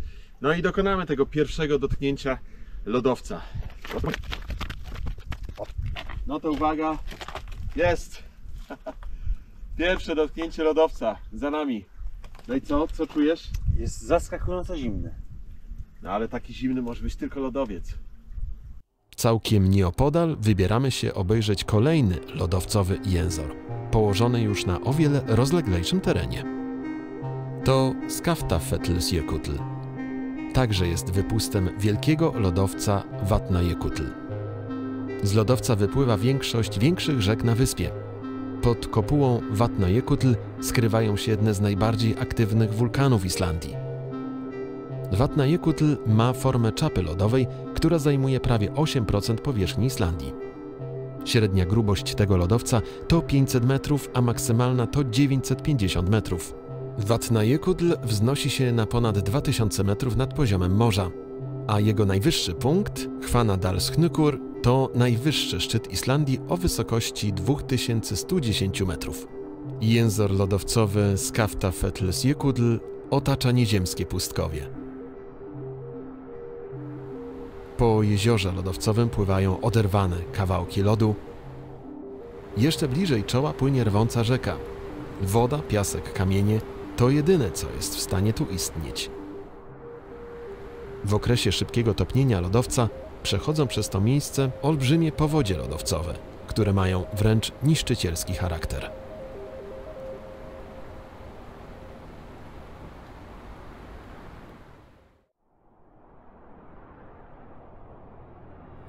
Pozostajemy wciąż na terenie Parku Narodowego Vatnajökull. Oprócz głównego lodowca, wulkanów czy jęzorów lodowcowych, tu także utworzyły się wodospady. Jeden z nich jest najsłynniejszy.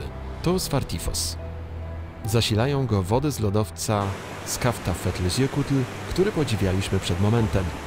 Svartifoss nie imponuje może rekordami liczbowymi, ma zaledwie 20 metrów wysokości. Sławę zawdzięcza otaczającym go sześciokątnym bazaltowym kolumnom.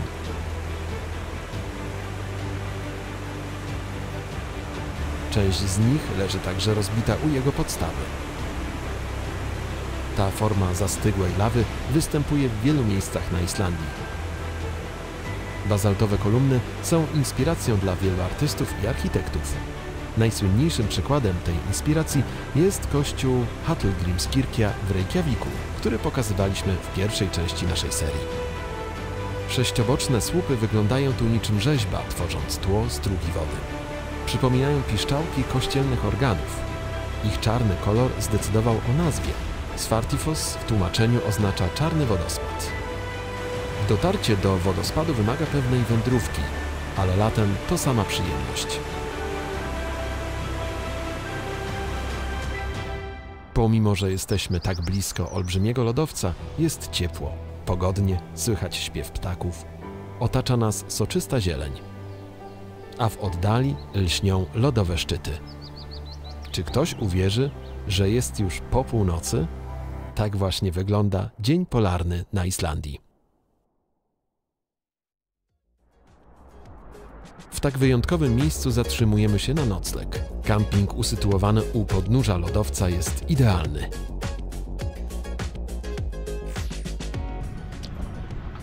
Nawet nie wiecie, jaką przed chwilą miałem przyjemność. Prysznic. Wykąpałem się pod prysznicem, w którym była regulowana woda, była gorąca woda, nielimitowana woda, leciała z góry z silnym strumieniem. Nie czekałem na ten prysznic, nikt mi nie pukał. No nie da się tego opisać. Niebo.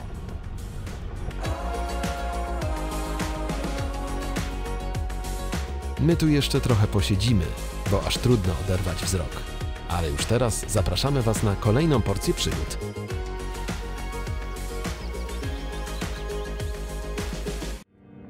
Lodowiec Vatnajökull zajmuje powierzchnię prawie 8000 km².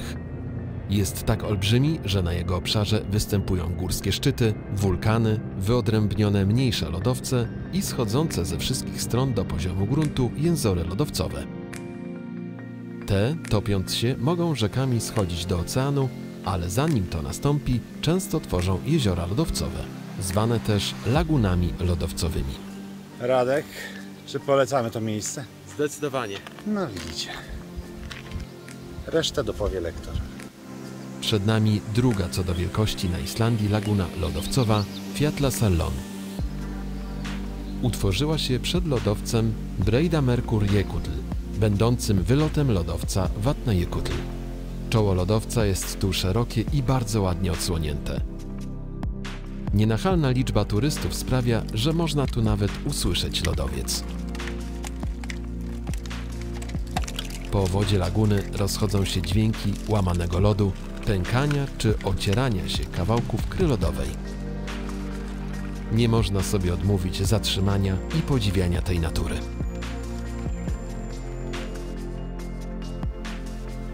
Przenosimy się 10 km dalej do tej najsłynniejszej lodowcowej laguny – Jekul Sarlon.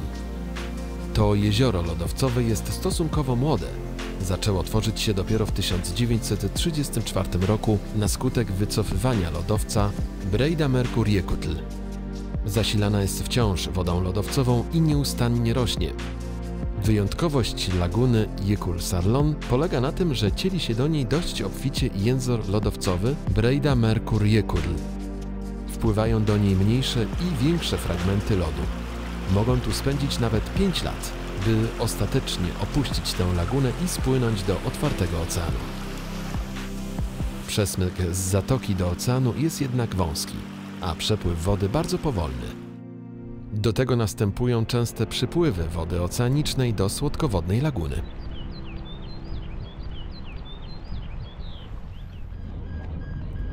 Aby jak najlepiej poznać to miejsce, warto wybrać się na jeden z rejsów. Już sam w sobie jest niezwykły. Wypływamy, a właściwie najpierw wyjeżdżamy w trasę amfibią, która przemierza część lądu od przystani, by płynnie zanurzyć się w wodach laguny. W ciągu ostatnich 50 lat powierzchnia tej zatoki zwiększyła się już 4-krotnie. Aktualnie ma powierzchnię 18 km², a głębokość prawie 300 metrów. Laguna była własnością prywatną do 2017 roku. Wtedy to została wykupiona przez rząd Islandii za około 12 milionów euro. Następnie stała się rezerwatem przyrody i częścią Parku Narodowego Vatnajökull. Po powierzchni laguny swobodnie, majestatycznie pływają kawałki lodu. Niektóre tak wielkie, że właściwie to góry lodowe.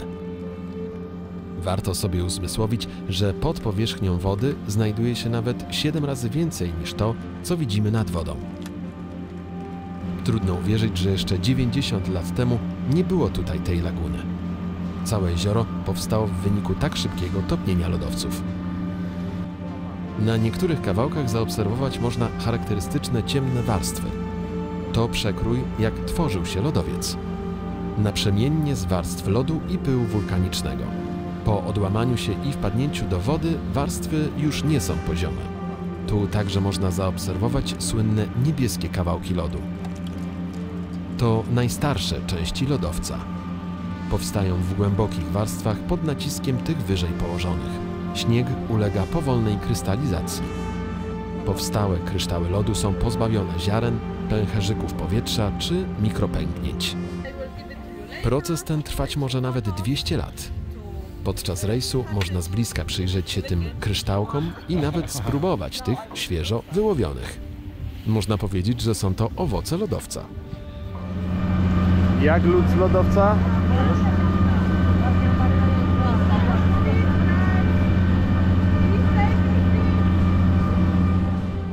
Proces topnienia lodowca, a jednocześnie powiększania się laguny trwa nieustająco. Jeśli ktoś pojawia się w tym miejscu ponownie, zobaczy już inną formę tego jeziora. Laguna lodowcowa Jekul Sarlon to także świetne miejsce do obserwacji fok, które wpływają tu przez wąski przesmyk z otwartego oceanu. Mają tu ryb pod dostatkiem, bo łowienie przez człowieka jest zabronione. Mogą się też relaksować na lodowych krach lub na brzegu. Z uwagi na ilość turystów nic dziwnego, że w sezonie rzadko się na to decydują. Jak już mówiliśmy, kawałki lodowca po spędzeniu czasu w lagunie lodowcowej w końcu przepływają przesmykiem z jeziora na otwarty ocean. Tu jednak muszą zmierzyć się z kolejnym żywiołem, bo przed wypłynięciem na otwarte wody powstrzymują je prądy i fale oceaniczne. Wolność nie trwa więc długo, bo odłamki wyrzucane są na czarną plażę znajdującą się w sąsiedztwie laguny. To słynna diamentowa plaża, której nazwa powstała właśnie od idealnie kryształowych kawałków lodowca. Czarne wulkaniczne podłoże podkreśla piękno idealnych kawałków lodu, wyglądających niczym diamenty. Diamentowa plaża ulega nieustannej przemianie. Czasem diamentów jest bardzo dużo, czasem na plaży nie znajdziemy ich wcale. Zależy to też m.in. od pór roku. Praktyczną wskazówką dla odwiedzających to miejsce jest rada, by sprawdzić zarówno wschodnią, jak i zachodnią część diamentowej plaży, czyli leżącą po jednej czy po drugiej stronie przesmyku łączącego lagunę z oceanem. W zależności od warunków naturalnych, na którejś z tych plaż diamentów może być więcej.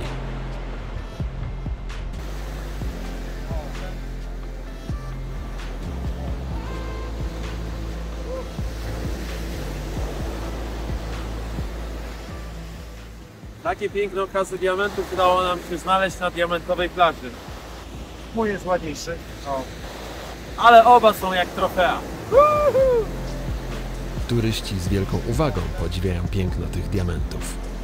Choć tak naprawdę to jednak ostatni etap przemijania lodowca. Wystawione na słońce odłamki lodu w końcu są coraz mniejsze i znikają w czarnym, wulkanicznym piasku plaży.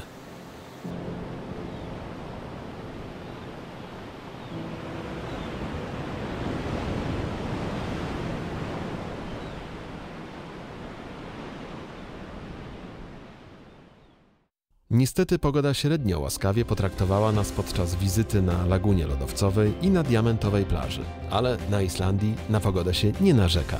Trzeba tylko się na nią przygotować. Znów jesteśmy w podróży, a ta fiordami wschodnimi dostarcza nam pięknych widoków na wybrzeże i ocean. Droga też pokazuje, że pogoda jest tu ekspresowo zmienna. Z pięknej słonecznej aury zbliżamy się do kolejnego frontu pogodowego, by po chwili znaleźć się w całkowitej mgle. Jest tak gęsta, że wydaje się, że zapada zmrok. Podczas dnia polarnego, kiedy nie ma nocy, to duże zachmurzenie może wprowadzić nas w dezorientację, że mamy wieczór po zachodzie słońca. Ostatecznie drogą docieramy do kolejnego kempingu Skipalejkur, na którym poranek wygląda już jak sielska, wiejska idylla. Kemping to może tu za dużo powiedziane, to po prostu kawałek pola u gospodarza na wsi. Nawet odrobina roślinności i soczystej zieleni działa na Islandii kojąco.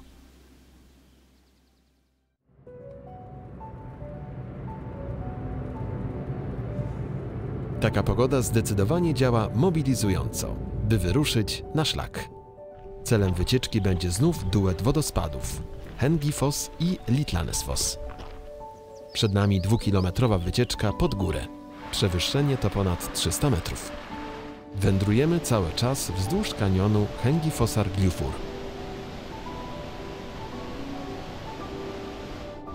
W połowie wędrówki docieramy do pierwszego z dzisiejszych bohaterów. Wodospad Litlanesfoss. Ma 2 poziomy i w sumie 30 metrów wysokości. Otoczony jest masywnymi bazaltowymi kolumnami. Prezentują się niczym piękna rzeźba. W przypadku wodospadu Litlanesfoss lawa wypełniła koryto rzeki i powoli się schładzała, aż do utworzenia istniejących do dziś form. Najwyższe z kolumn są lekko zakrzywione na szczycie, co wskazuje na to, że lawa była wciąż w ruchu po rozpoczęciu się formowania. Bazaltowe kolumny przy wodospadzie Litlanesfoss należą do najwyższych na Islandii. Osiągają wysokość do 20 metrów. Kilometr dalej na tej samej rzece utworzył się większy brat wodospadu Litlanesfoss, czyli Hengifoss. Wysoki na niemal 128 metrów Hengifoss jest trzecim najwyższym islandzkim wodospadem. Jego nazwa oznacza dokładnie wiszący wodospad. Poza wysokością imponuje także tłem. To naprzemienne warstwy czerwonych i czarnych skał. Takie warstwy powstają podczas erupcji wulkanicznych, gdzie wyrzucana jest w powietrze zarówno lawa, jak i popioły. Mają one różny skład i kolor. Lawa przykrywa teren jako pierwsza, potem opadają popioły, tworząc odrębne warstwy skalne. Hengifoss wpada do wąwozu Hengifossargljufur. Przyroda ulega tu ciągłym przemianom. Możemy tego doświadczyć wręcz namacalnie. Nawet po stworzeniu ścieżek szlaku dla pieszych, natura i tak robi swoje. Wciąż odrywają się tu nowe fragmenty skalne ze szczytu wąwozu. Szlak jest przygotowany do ruchu turystycznego, ale dzika przyroda Islandii nie daje się całkowicie okiełznać. Z bazaltowymi, słynnymi islandzkimi kolumnami nie rozstajemy się. Będą one po raz kolejny znaczącym elementem następnego miejsca, które odwiedzimy. Przed nami turystyczny i geologiczny przebój wschodniej części Islandii. Przedzieramy się traktem przez Dolinę Lodowcową Jökuldalur. Przedzieramy się to odpowiednie określenie. Droga jest wąska, usypana z kamieni, a zamiast pobocza jest często strome urwisko. Jednak celowo wybraliśmy wschodnią część dojazdu, by zapewnić sobie lepsze widoki już na miejscu. Dojazd od zachodu jest łatwiejszy, zresztą zimą jest to jedyny dojazd. Po dotarciu na miejsce czeka nas jeszcze 3-kilometrowa wędrówka, ale po tych wszystkich trudach w końcu docieramy do wyjątkowego kanionu Stuðlagil. Wąska stróżka rzeki Jökulsárlón snuje się tu pomiędzy potężnymi szczękami bazaltowych kolumn. Kanion Stuðlagil ma około 500 metrów długości, a wysokość jego ścian sięga 30 metrów. O potędze tego tworu natury możemy przekonać się schodząc dopiero na samo dno wąwozu. Można to zrobić właśnie docierając do tego miejsca od wschodniej strony. Do niedawna kanion Stuðlagil był sekretem znanym tylko nielicznym, bo 15 lat temu w ogóle go nie było, a przynajmniej nie istniał w tej obecnej atrakcyjnej formie. Zanim w górnym biegu rzeki Jökulsárlón powstała tama, lustro wody znajdowało się znacznie wyżej, zasłaniając bazaltowe formacje. Odkąd zostały odsłonięte za sprawą zmniejszonej ilości wody, teraz zmierza tu coraz więcej turystów. Wygląd kanionu znacząco zmienia się w zależności od pogody, którą zafunduje nam w czasie odwiedzin Islandia. Skąpane w słońcu kolumny mogą połyskiwać, a woda jest wtedy turkusowa. Struga wody może też przybrać kawowy kolor, gdy zbiornik za tamą jest przepełniony. Przy pochmurnym niebie bazaltowe otoczenie staje się wręcz czarno-białe. Jak widać, przypadkowo napotkani turyści mogą tu dodać kolorytu.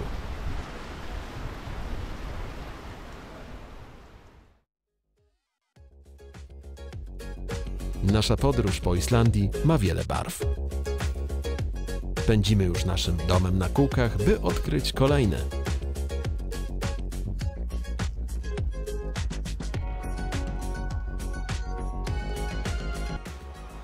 Ty, co on niesie ze sobą? Radek, wszystko dobrze? Łowię diamenty. Aha, łowisz diamenty, no tak. My to będziemy bogaci.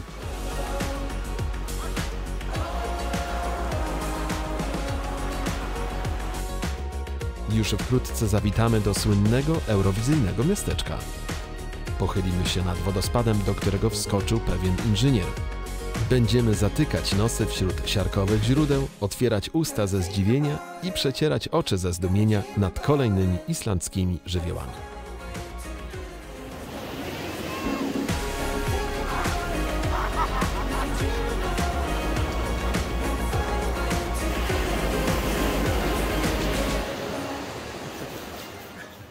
A tego kamera nie nagrała.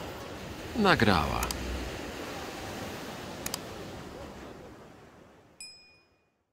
Przez sporą część drogi zastanawiamy się, czy rzeczywiście wybraliśmy dobrą trasę, czy zdołamy dotrzeć na miejsce i gdzie w środku tego niczego ma znajdować się jeden z najsłynniejszych wodospadów Islandii.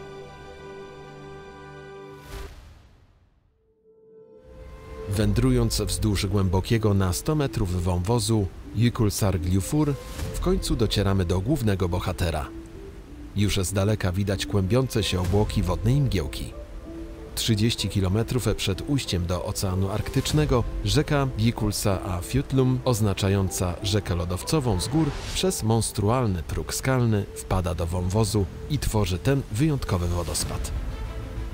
Dettifoss to najpotężniejszy wodospad Islandii. Zasilająca go rzeka wypływa z największego lodowca Islandii, Vatnajökull. Przez próg wodospadu Dettifoss przepływa średnio prawie 200 m3 wody na sekundę.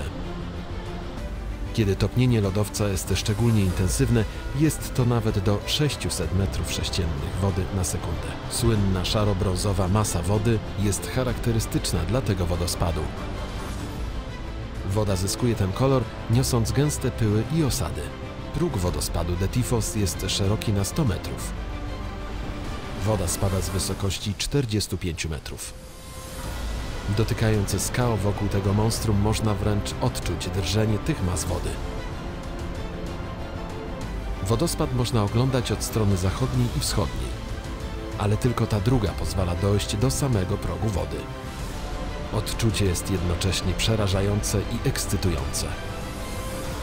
Wodospad jest też słynny za sprawą jednej ze scen filmu Prometeusz, kiedy właśnie w tym miejscu stanął jeden z tak zwanych inżynierów, członków dawnej cywilizacji.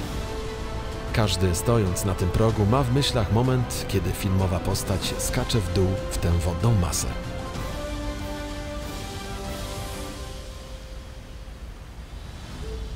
Moc produkowana przez przepływającą wodę wynosi średnio 85 MW.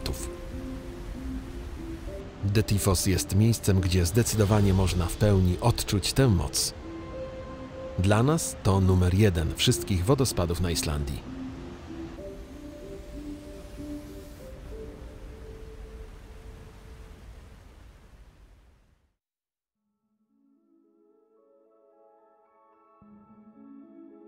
Moc drzemiąca w naszej planecie, a objawiająca się co krok na Islandii, może też być spokojniejsza, tajemnicza i bardzo intensywnie pachnąca, a tego wszystkiego można doznać na polu geotermalnym Hverir. Przenosimy się tu jak na inną planetę. Gleba jest w odcieniach czerwieni, pomarańczu i żółci.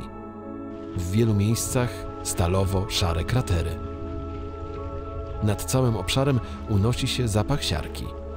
Nazwa Hverir oznacza po islandzku dokładnie gorące źródła. Jest oznaczeniem nie tylko tych gorących źródeł. Dlatego pełna nazwa tego miejsca to Namafjall-Hverir, od znajdującej się tu góry. Ale zwykło się używać tylko tę skróconą wersję, po prostu Hverir. Cała ziemia tu pod nami żyje, wręcz kipi. Natrafiamy na otwory wypełnione gotującym się i bulgoczącym błotem. Dymiące dziury w ziemi. Gleba jest tu miękka, błotnista, a nawet gąbczasta. W wielu miejscach podłoże wręcz ugina się pod stawianymi krokami. Wokół wszędzie coś z ziemi się wydobywa. Te wyziewy to ekshalacje. Otwory, z których wydobywają się najbardziej gorące wyziewy, których temperatura jest od 300 do 1000 stopni, to fumarole. Najbardziej spokojna odmiana wyziewów to mofety, których gazy mają temperaturę poniżej 100 stopni. Najbardziej spektakularne na polu geotermalnym Hverir są solfatary. Wypuszczają z siebie gazy o temperaturze od 100 do 300 stopni. Głównie przegrzaną parę wodną, dwutlenek węgla i siarkowodór. Niektóre miejsca szczególnie niebezpieczne są ogrodzone, do innych można podejść wręcz bezpośrednio. Ale pod żadnym pozorem nie wolno ich dotykać, bo to grozi poważnymi oparzeniami. Na całym terenie trzeba bardzo uważać. Nowy wyziew czy gorące źródło może powstać tu znienacka, w miejscu, w którym przed momentem stawialiśmy kolejny krok spaceru po tym niezwykłym miejscu.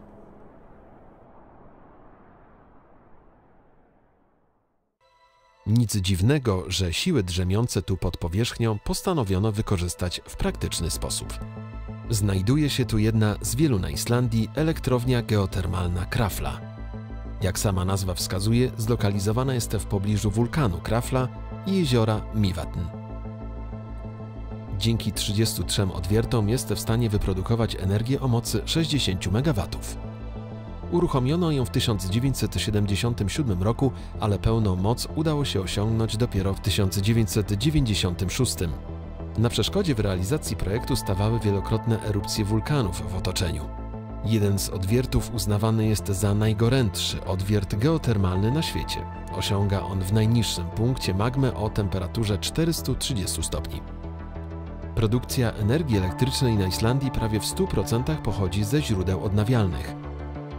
Około 75% z wielkoskalowych elektrowni wodnych, a pozostałe 25% właśnie z elektrowni geotermalnych. Obecnie aż 90% domów i budynków jest podłączonych do sieci ciepłowniczej zasilanej energią geotermalną. Woda, która przeszła już przez instalację ogrzewania budynków, służy na Islandii w większych miastach do podgrzewania chodników i ulic w celu topienia śniegu i lodu zimą. Ciepłej wody jest tu tyle pod dostatkiem, że dlaczego by nie postawić prysznica przy głównej trasie. Oczywiście z ciepłą wodą. Przejdźmy teraz jednak do głównego sprawcy tych wszystkich zjawisk na tym terenie. Oczywiście w globalnym ujęciu, tak jak już mówiliśmy, Islandia położona jest na gorącym punkcie grzbietu śródatlantyckiego, stąd ta wysoka aktywność. A w tym regionie za zjawiska sejsmiczne odpowiada wulkan Krafla. Jego ogrom trudno sobie nawet wyobrazić. To cały system wulkaniczny zlokalizowany na tym terenie. Mały krater z jeziorem Viti to tylko fragment tego wulkanu. Viti oznacza piekło. To krater o średnicy 350 metrów wewnątrz głównej kaldery wulkanu Krafla. Powstał w trakcie ogromnej erupcji w pierwszej połowie XVIII wieku. Wtedy powstało także 14 innych kraterów. Struktura podziemna wulkanu Krafla to obszar o szerokości około 20 km, a strefa szczelinowa, z której przez sporo mniejszych kraterów odbywało się wiele erupcji, rozciąga się aż na 100 km w kierunku północ-południe. Krafla jest wciąż aktywnym wulkanem. Ostatnia erupcja trwała niemal 9 lat w latach 1975–84.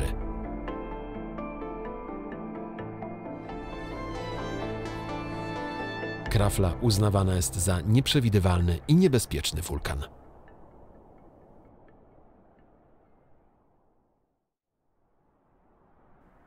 Przenieśmy się teraz 30 km na południe, nad jezioro Mývatn. Jest czwartym co do wielkości jeziorem Islandii z powierzchnią 37 km². Powstało podczas jednej z wielkich erupcji szczelinowych. Bogata w składniki mineralne i glony woda jest błękitno-zielona.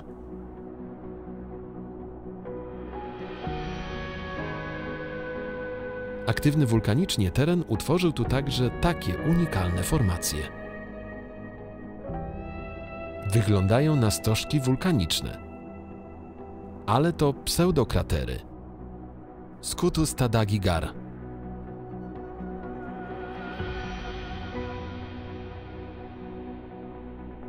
Nieziemskie formy tworzą się, kiedy cieki wodne przykrywa gorąca lawa.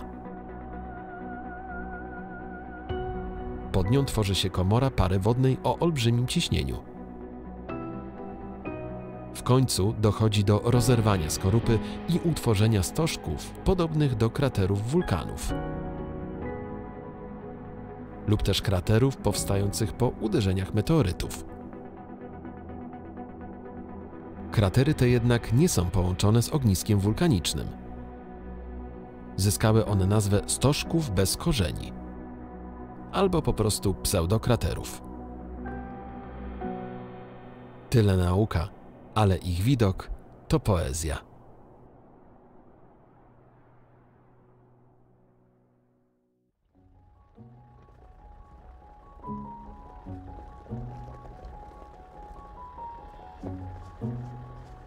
Czas na odpoczynek. Ten znajdujemy na kempingu 6612 North. Położony nad samym brzegiem oceanu, jest jednocześnie najdalej wysuniętym punktem na północ naszej wyprawy na głównej wyspie Islandii. Pogodę mamy tu islandzką. Odczuwa się zdecydowanie północny klimat. Patrzymy w tę niezgłębioną dal oceanu. Przed nami już tu tylko Morze Grenlandzkie i Grenlandia. Przepiękne otoczenie sprawia, że naprawdę warto zawitać na ten skrawek lądu.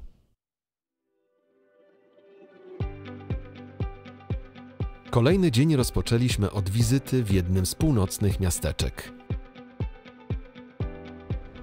To Húsavík, jeden z czołowych portów Islandii. Húsavík zamieszkany jest przez nieco ponad 2000 osób. Prawa miejskie uzyskał w 1950 roku.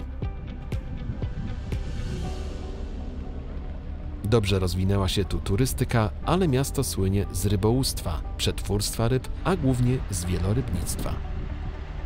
Niektórzy wręcz mówią, że jest stolicą islandzkiego wielorybnictwa. Kiedyś oznaczało to polowania, połów i przerabianie mięsa wielorybów. Teraz to przede wszystkim organizowanie dla turystów rejsów, podczas których można oglądać wieloryby.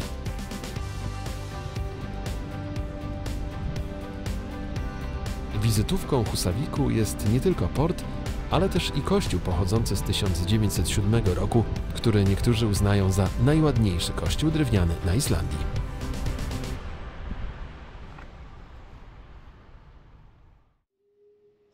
Związanie Husaviku z wielorybami sprawiło, że utworzono tu nawet Muzeum Wielorybów. Celem jest dostarczenie informacji o tych morskich ssakach. To najbardziej wartościowy eksponat. Naturalny szkielet płetwala błękitnego pochodzi od 25-metrowej samicy wyrzuconej na brzeg w 2010 roku. Na świecie jest tylko kilka takich pełnowymiarowych szkieletów płetwali błękitnych. W sali wielorybniczej znajdziemy jeszcze 11 szkieletów mniejszych wielorybów. Te nie były ofiarami polowań. Niestety Islandia jest jednym z niewielu krajów, który nadal aktywnie poluje na wieloryby. Przez lata sprzeciwia się międzynarodowemu zakazowi wprowadzonemu w 1986 roku. Powoli jednak następują pewne zmiany. Połowy nie są opłacalne, popyt na mięso wielorybów jest coraz mniejszy. Jest spory nacisk opinii publicznej. Latem tego roku, czyli 2023, władze ogłosiły zawieszenie połowów do końca lata. Jedyna firma wielorybnicza na Islandii ogłosiła, że zaprzestanie komercyjnych połowów wielorybów do 2024 roku. Miejmy nadzieję, że tak się stanie. W całym muzeum słychać wciąż oryginalne dźwięki wielorybów. Są pięknie kojące.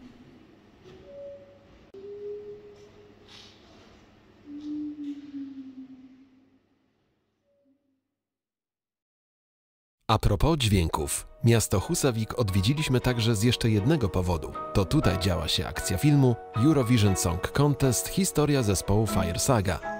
Piosenka z tego filmu pod tytułem Husavik była nominowana do Oscara, a podczas gali zaprezentowano wykonanie tej piosenki właśnie z tutejszego portu.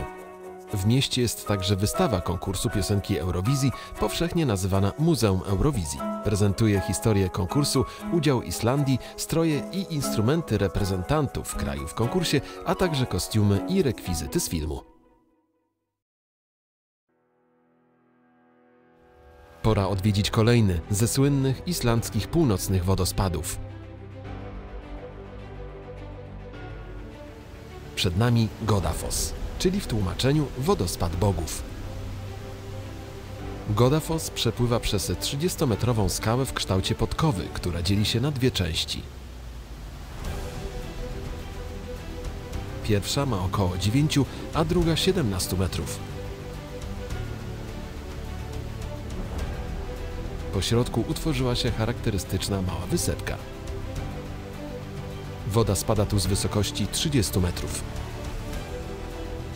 Nazwa wodospad bogów nawiązuje do legendy, kiedy to pewien pogański wódz miejscowej ludności miał za zadanie zdecydować, czy Islandczycy powinni przyjąć wiarę chrześcijańską.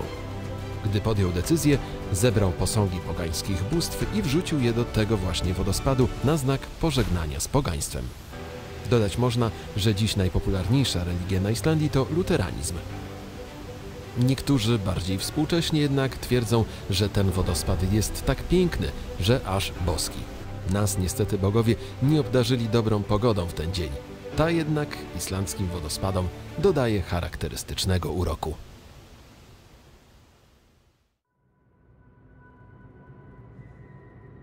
Na naszej trasie czas zawitać do kolejnego z północnych miast Islandii. To Dalvik. Zamieszkuje go niecałe 1400 mieszkańców. To miasto portowe. Dobrze rozwinęło się tu rybołówstwo i przetwórstwo ryb.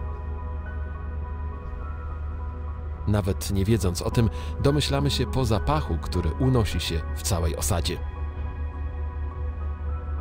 Miasteczko rozwinęło się dopiero w XX wieku. Ma kilka miejsc noclegowych, pole kampingowe, parę sklepów, miejsca do zjedzenia czegoś, niewielkie muzeum i oczywiście basen, bo ten musi być nawet w najmniejszej islandzkiej osadzie. Przechadzamy się tymi uliczkami. Miasteczko wygląda na prawie wyludnione. Dociera do nas, że w naszej trasie piękne jest to, że możemy odwiedzać słynne i popularne miejsca na mapie Islandii, wypełnione po brzegi gwarem setek turystów, ale z drugiej strony pojawiamy się też w takich miejscach, gdzie dociera dosłownie garstka przyjezdnych i możemy zbliżyć się do niczym niezakłócanego życia mieszkańców takich małych miasteczek. Powodem, dla którego mogą się tu pojawić turyści, jest możliwość wypłynięcia z tutejszego portu na najdalej wysuniętą na północ islandzką wyspę Grímsey. To także nasz cel. Tę wyprawę będziecie mogli obejrzeć w następnym odcinku naszego cyklu.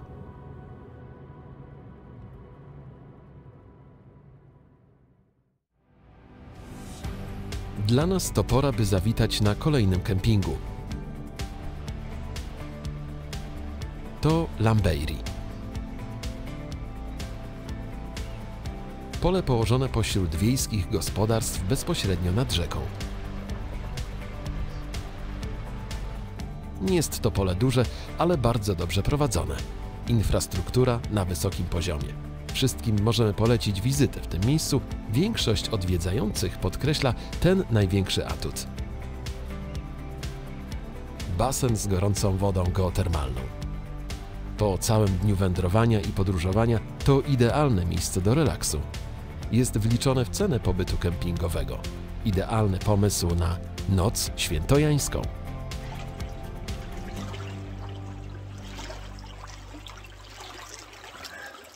W Polsce o tej porze rzuca się do wody wianki, a my na Islandii postanowiliśmy siebie wrzucić do wody, do tego gorącego, pysznego wręcz basenu z wodą geotermalną.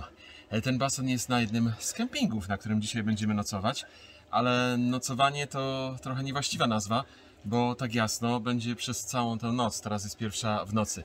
Dziś jest wyjątkowy dzień, bo to najdłuższy dzień w roku i najkrótsza noc. Tak. Jak się nazywa ten kemping? No właśnie chciałem to powiedzieć, że no nie wymówimy tego, chociaż nazwa nie jest taka trudna, ale tych kempingów już było za dużo. Link będzie gdzieś tu albo tu, a pewnie gadatliwy lektor też coś może jeszcze dopowie na ten temat. Więc jeśli będziecie na Islandii, znajdźcie sobie ten camping, a my się jeszcze tu pomoczymy. Przypomnijmy więc, że jesteśmy na kampingu Lambeyri w regionie Skagafjörður nad rzeką Huseyjarkvísl. W skrócie najłatwiej ten camping nazwać po prostu Lambeyri. Ale nie zawracamy sobie głowy tym nazewnictwem, korzystamy do woli z tego relaksu, bo basen dostępny jest dla turystów bez przerwy przez całą dobę.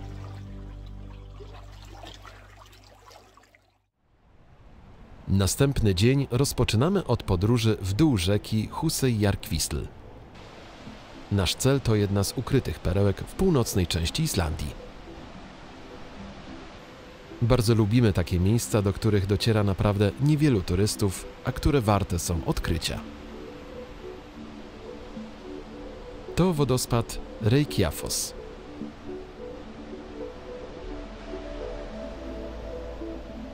Woda spada kaskadą do rzeki Huseyjarkvísl z wysokości około 20 metrów. Za niedługi odcinek rzeka wpłynie do oceanu. Dwustopniowy układ wodospadu Reykjafoss przypomina nieco słynny Gullfoss, który pokazaliśmy Wam w drugiej części naszej serii. Tu jednak odgłos wody nie jest zakłócany przez masy turystów. Wodospad Reykjafoss otoczony polami, pastwiskami oferuje odwiedzającym sporo relaksu. Miejsce ma jeszcze jedną niespodziankę. Kilkanaście metrów przed kaskadą, obok głównego nurtu rzeki, znajduje się gorące źródło Fosslaug. wypływa. Gorąca! Wow! Aha! Niespodzianki natury na Islandii nie przestają zadziwiać. Oczywiście można w tym źródle się zanurzyć. Utworzony staw daje możliwość ogrzania się w ciepłej wodzie, a dla amatorów prawdziwych wrażeń można naprzemiennie wygrzewać się w gorącym źródle, a potem schłodzić w zimnym nurcie rzeki.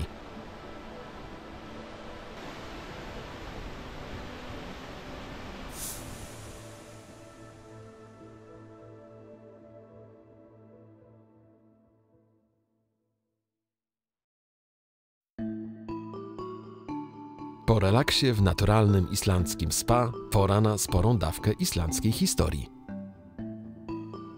Na północy Islandii, w Skagafjörður, znajduje się odrestaurowane gospodarstwo rolne i tradycyjne budynki, które pokazują nam islandzkie życie z XVIII i XIX wieku. Glaumbaur to pierwszy tego typu skansen na wyspie.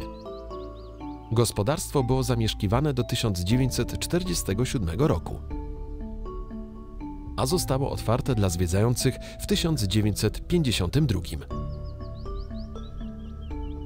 Darniowe budynki to charakterystyczny styl islandzkich domów, stosowany do 1900 roku. Budowano z tego, co było dostępne na wyspie. Podstawę takich budynków stanowiło podłoże kamienne. Na nim układano warstwy darni i torfu. Wielowarstwowo, tak aby budynek był jak najlepiej izolowany. Ściany bywały bardzo grube. Na dach trafiała darń. Rosnąca tam trawa też korzystnie wpływała na izolację. Ilość drewna do budowy takich domów została ograniczona do minimum. Wykonywano z niego jedynie szkielet domu i konstrukcję dachu.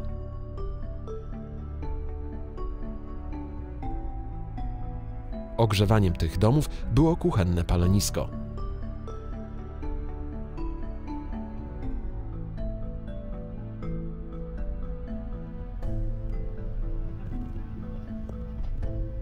Domostwa miały formę labiryntu.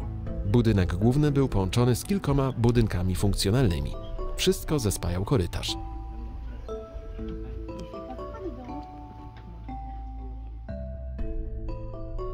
To pomieszczenie sypialne, widziane jednocześnie od zewnątrz i od wewnątrz budynku. Trwałość tych darniowych czy torfowych domów była uzależniona od położenia i pogody. Na południu wyspy, gdzie często występują naprzemiennie mrozy i odwilże, domy wytrzymywały do 25 lat. Na północy, gdzie mróz i lód utrzymuje się przez dużą część roku, mogły stać nawet do 100 lat.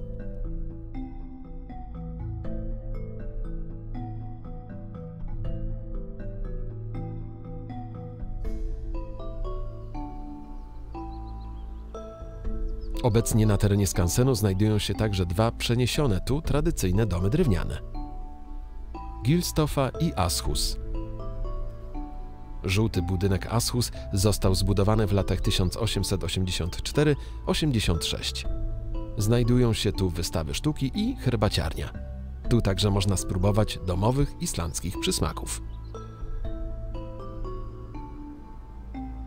Szary budynek Gilstoffa to rekonstrukcja domu z 1849 roku. Wewnątrz znajduje się niewielkie muzeum.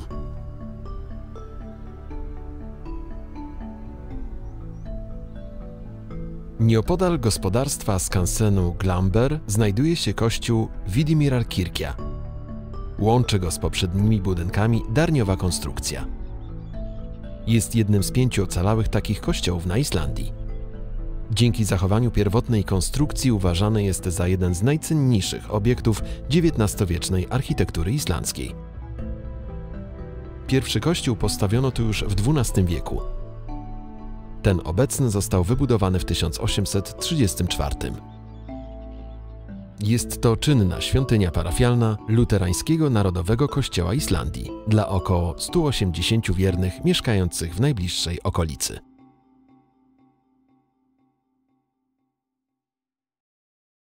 Pozostajemy w temacie wiary albo właściwie wierzeń. Jak mówiliśmy, najpopularniejszą religią na Islandii jest luteranizm. Jednocześnie większość Islandczyków wierzy w elfy, choć właściwiej byłoby mówić o ukrytych istotach. Zamieszkują tu m.in. elfy, skrzydlate elfy, krasnoludy czy trolle. Te ostatnie są dość mało towarzyskie i bytują na odludziach pośród gór i lodowców.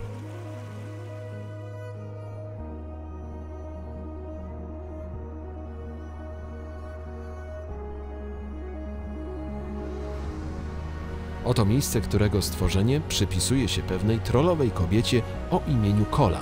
To kanion Koluglufur. Kanion Koluglufur ma około kilometra długości i głębokość do 50 metrów. To trollowa gigantka miała go wykopać i tu żyć.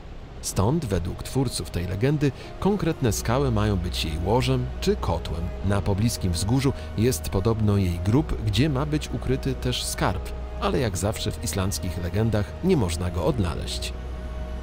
Trzeba natomiast bardzo ostrożnie przemierzać te szlaki, bo islandzkie biuro turystyczne uznało kanion Koluglufur za jedno z najniebezpieczniejszych do zwiedzania na Islandii. Nie chodzi jednak o trolle, ale o strome skały. W kanionie znajduje się kilka wodospadów. Największy to Kolufos. Wąwóz wraz z wodospadami utworzył się w biegu rzeki Vididalsa, jednej z najważniejszych rzek łososiowych Islandii. Rocznie odławia się tu nawet 1200 sztuk. Więc może coś jest w tej legendzie, bo trollowa kobieta Kola też podobno gustowała w tych rybach. Kto wie, może na naszej dalszej drodze spotkamy jakieś trolle, ale jednak lepiej elfy, bo to one spełniają życzenia. Na razie są dla nas łaskawe. Możemy pewnie dzięki nim podziwiać kolejne, zapierające dech pejzaże. Suniemy w naszej wyprawie w kierunku fiordów zachodnich. W kolejnej części naszej filmowej serii będziecie mogli zobaczyć, co wydarzyło się podczas naszej ekspedycji na wyspę Grimsey. Tak jak my, na pewno zakochacie się w maskonurach i zdobędziecie razem z nami koło podbiegunowe. Na początek pojawiamy się w mieście Dalvik. To portowa miejscowość, którą zamieszkuje niecałe 1400 mieszkańców. Miasto rozwinęło się dopiero w XX wieku. Motorem napędowym jest oczywiście rybołówstwo i przetwórstwo rybne. Jeśli docierają tu jacyś turyści, to po to, by z tutejszego portu wypłynąć na pobliskie wyspy. Miasto oferuje kilka sklepów, barów, trochę miejsc noclegowych i pole kempingowe, z którego korzystamy i my. Jest bardzo kameralne, z niewielką infrastrukturą. Pojawiamy się tu wieczorem, by być gotowym na poranne wypłynięcie. Kolejnego dnia o poranku zjawiamy się o wyznaczonej porze w porcie. O ile całe miasteczko jest raczej mało zaludnione i wręcz senne, to w porcie praca trwa już od wczesnego ranka. Trwa rozładunek, załadunek. Zaraz przy porcie znajduje się przetwórnia ryb. Pracownicy mieszają się tu z turystami. Zostawiamy więc nasz dom na kółkach na portowym parkingu. Zdajemy sobie sprawę, że po raz pierwszy podczas naszej islandzkiej podróży zostawiamy go na dłużej i wybieramy inny środek transportu. Witajcie w kolejnym odcinku naszej podróży, a my podróżujemy po Islandii. Teraz jesteśmy na północy wyspy, dokładnie w portowym miasteczku Dalvik. Jest tu głośno, mamy nadzieję, że nas słychać, ale od samego rana, jak to w porcie, trwają prace przy naprawie łodzi, przy obróbce ryb, które dzisiaj rano tutaj przypłynęły. A turyści z tego miejsca wypływają m.in.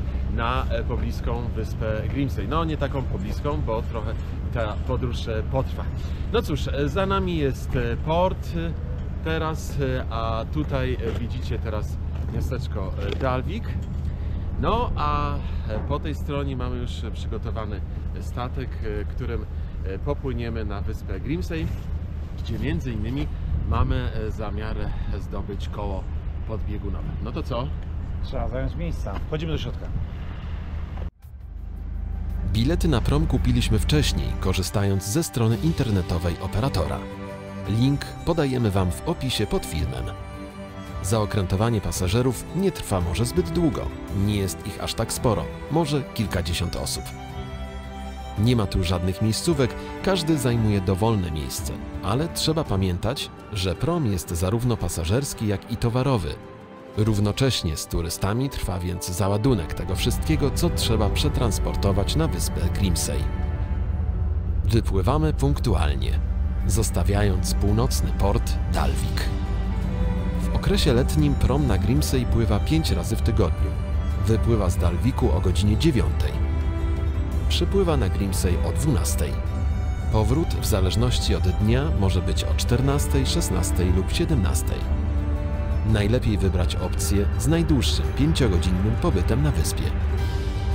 Dokładny grafik znajduje się na stronie operatora. Bilet kupowany jest oczywiście na konkretny dzień podróży.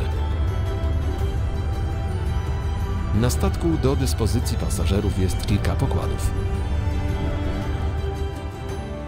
Zamknięte pomieszczenia oferują wygodne fotele i ciepło, co jest dość ważne podczas tego rejsu. Można skorzystać z niewielkiego baru, gdzie dostępne są napoje i drobne potrawy. Można także wybrać kajuty z łóżkami, gdyby ktoś chciał zdrzemnąć się podczas tego 3-godzinnego rejsu. Są one dodatkowo płatne. Chcące spędzać czas na zewnątrz promu, trzeba naprawdę bardzo ciepło się ubrać i osłonić od wiatru i wody.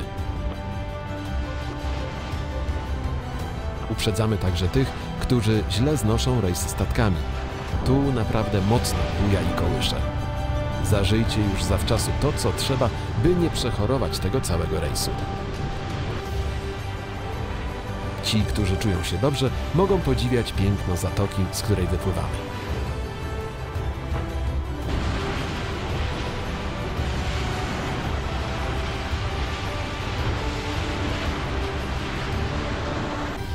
Początkowo otoczeni jesteśmy skałami Eyjafjörður. Z języka islandzkiego to fiord z wyspą. To najdłuższy islandzki fiord w centralno-północnej Islandii. Między półwyspami Tröllaskagi, na którym położony jest Dalvik, i Flateyjarskagi. Fiord Eyjafjörður ma 60 km długości i 25 km szerokości. Na środku fiordu położona jest wyspa Hrísey, od której wzięła się jego nazwa, czyli fiord z wyspą. Można na nią także popłynąć z portu Dalvik. Niewykluczone, że podczas rejsu będzie można także spotkać wieloryby czy orki. Nam zdarzyły się tylko jakieś drobne sztuki.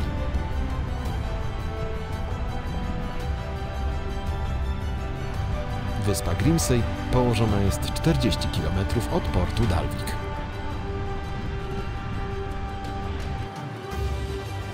Dopływamy do portu.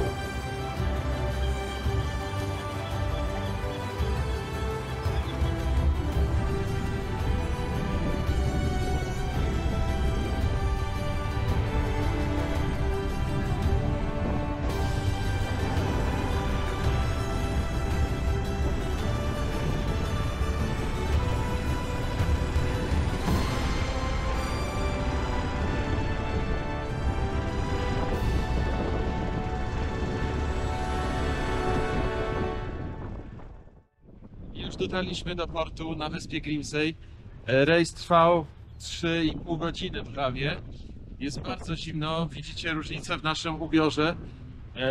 No a jeśli ktoś jest bardziej wrażliwy na chorobę morską, to ten rejs może znieść nieco gorzej. No to idziemy zobaczyć, co można zobaczyć na tej wyspie właśnie. Idziemy. Wyspa Grimsey ma 5 km². Jest jedną z 5 zamieszkanych wysp kraju i 4. co do wielkości. Pierwszym mieszkańcem tej małej wysepki o wymiarach 2×4 km był pewien wiking. Latem 1024 roku przybył tu na wyspę Grimor Sigurdsson. Od jego imienia pochodzi nazwa Grimsey. Jedynym zajęciem mieszkańców było rybołówstwo. Do tej pory niewiele się zmieniło. Dopiero pod koniec XIX wieku pewien zamożny naukowiec, Amerykanin Daniel Willard Fisk, postanowił pomóc wyspie.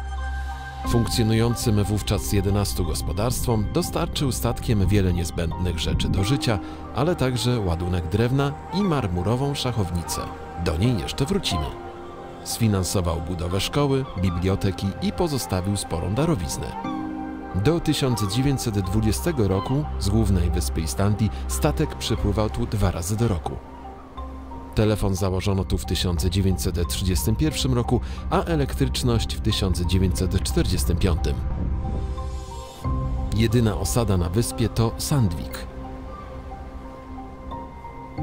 Jest tu kilkadziesiąt domów, szklarnie, w których mieszkańcy uprawiają warzywa i oczywiście basen z wodą geotermalną, który musi być w każdym, nawet najmniejszym islandzkim miasteczku.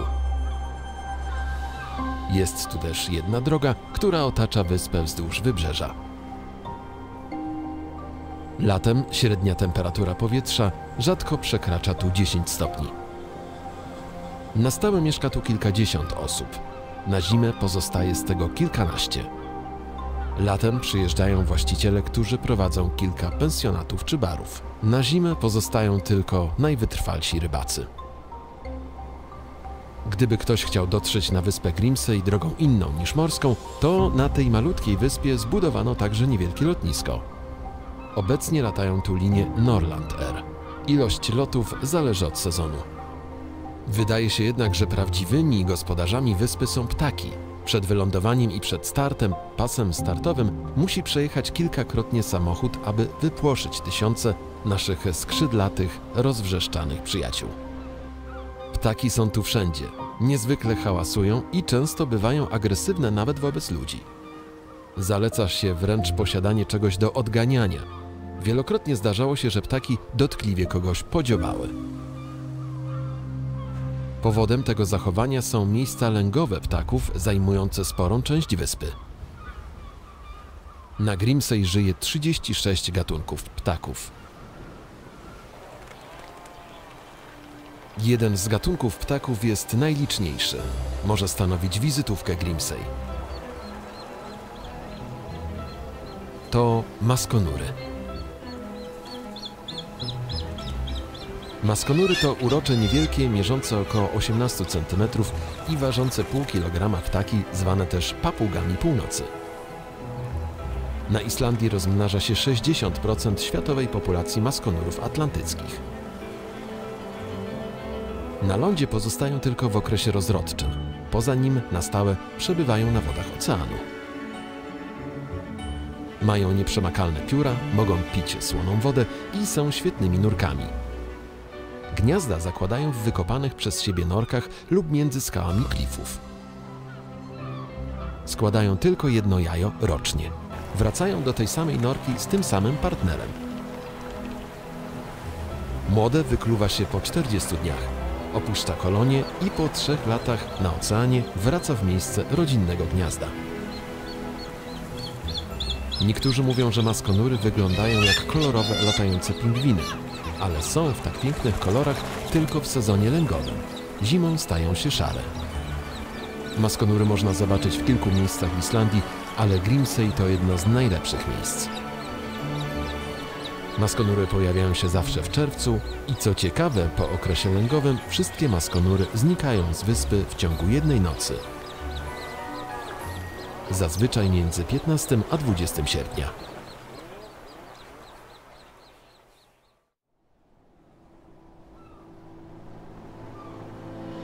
Zdecydowana większość turystów przybywających na wyspę Grimsey ma jeden najważniejszy cel: przekroczyć koło podbiegunowe. To właśnie tutaj jest jedyne miejsce w Islandii, przez które przebiega ta linia. Zmierzamy więc na północny kraniec wyspy, aby dotrzeć do jedynego oznaczenia tego kręgu. Od 2017 roku to pomnik kula nazwana Orbis et Globus. Dzięki wielkiej betonowej kuli o średnicy 3 metrów dokładnie wiadomo, kiedy już przekroczyło się koło podbiegunowe.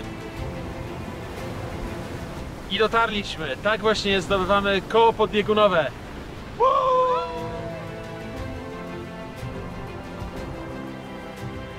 Żeby jednak sprawę skomplikować, to kula jest przesuwana zgodnie z przemieszczaniem się wytyczanego koła podbiegunowego. Obliczanie tego wykracza poza nasze umiejętności, więc w skrócie co roku kula przesuwana jest o 14,5 metra. Rozkład jazdy jest taki, że w latach 2031-38 kula opuści tę wyspę, powracając jeszcze w 2039 roku. I ostatecznie z wyspy zniknie w 2047. Tym razem na dłużej, bo podobno na blisko 40 000 lat. Nie zważając na powagę tego miejsca, niektórzy turyści zachowują się co najmniej lekkomyślnie.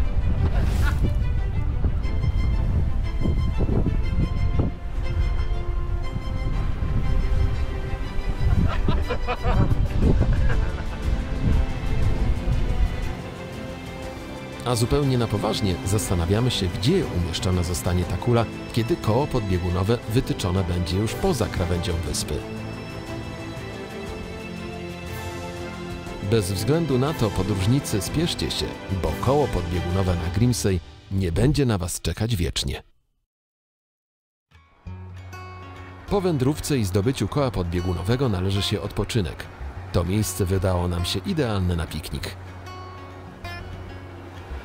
Niewielka kamienista zatoczka, wokół setki ptaków, widok na bezkres oceanu i kojący szum fal. Raj dla tych, którzy lubią takie odludzia. Poza tym wydaje się, że na kole podbiegunowym wszystko inaczej smakuje. Pod koniec naszego pobytu na Grimsey pogoda zrobiła nam się bardzo ładna. Zmienia się tu ona bardzo szybko. W porcie, jeśli czas na to pozwoli, możecie zagrać także w szachy. To od stuleci była jedyna rozrywka rybaków w długie zimowe noce. Przypomnijmy, marmurową szachownicę przywiózł tu Daniel Willard Fisk, który przyczynił się do rozwoju wyspy. Jeśli tylko macie odpowiednią ilość czasu, będąc na Islandii, a potrzeba na to cały dzień, bo to jest wyprawa całodniowa, to naprawdę warto odwiedzić to przepiękne miejsce. Nam się bardzo podoba. A tymczasem my odpływamy w dalsze części naszej podróży. Opuszczamy ten wyjątkowy skrawek lądu. Ten dzień jest symboliczny. To 21 czerwca. To dzień przesilenia letniego. O ile na głównej wyspie Islandii możemy mówić o białych nocach, które oznaczają jasność przez całą noc w okresie letnim, o tyle tu, na północ od koła podbiegunowego, słońce 21 czerwca znajduje się nad horyzontem przez pełne 24 godziny. Właśnie dziś, to właśnie tu, następuje prawdziwy dzień polarny. Można powiedzieć, że ten dzień dla mieszkańców Grimsey dziś się nie skończy. Niestety to też oznacza, że zimą 21 grudnia słońce pozostanie całkowicie poza zasięgiem wzroku i przez 24 godziny przebywać będzie poniżej linii horyzontu.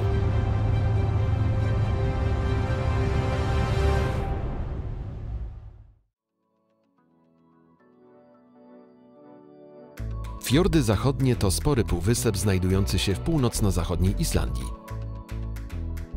Administracyjnie jest to jeden z islandzkich regionów. Stolicą jest miejscowość Ísafjörður. Geologicznie to najstarsza część wyspy. Jest to też jeden z najbardziej nieprzystępnych regionów Islandii. Budowa fiordów zachodnich to strome wzgórza i wkraczające ostro w ląd oceaniczne zatoki. Szutrowe drogi przeprowadzone są tutaj bokami wzniesień. Dociera tu niewielu turystów, a i mieszkańców tu coraz mniej. Gęstość zaludnienia to statystycznie niecała 1 osoba na kilometr kwadratowy.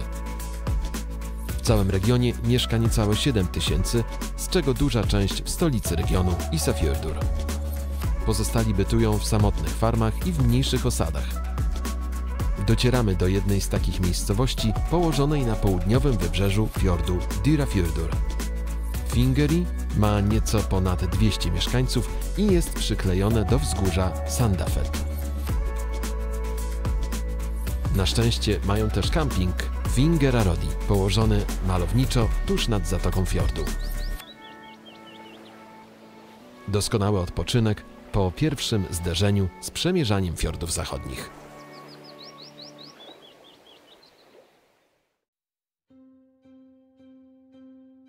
Nazajutrz, pełni nowych sił, rozpoczynamy eksplorację fiordów zachodnich. Na początek udajemy się do Dynjandi. To opuszczone gospodarstwo, ale powyżej króluje największy wodospad fiordów zachodnich i jeden z najpiękniejszych na Islandii. Również o nazwie Dynjandi. Ma wysokość 100 metrów. Woda właściwie nie spada, a przelewa się na kolejnych kaskadach niczym na kanapach. Wodospad jest gigantyczny. Jego wysokość doskonale możemy odczuć, bo podchodzimy od niżej położonego terenu pod samą podstawę wodospadu. O tej skali można przekonać się, kiedy pojawi się przed nim jakiś człowiek, albo najlepiej dwaj. Wodospad Dynjandi często zwany jest klejnotem tego regionu. Niektórym kształtem przypomina welon. Trapezowy kształt wodospadu ma 30 metrów szerokości u góry i 60 u podstawy. Słowo Dynjandi oznacza z islandzkiego dudniący. Taka jest oryginalna nazwa wodospadu. Ale podróżnicy powinni też wiedzieć, że występuje on pod nazwą Fjallafoss. Dlaczego? Nie wiadomo, ale warto wiedzieć, że tak jest.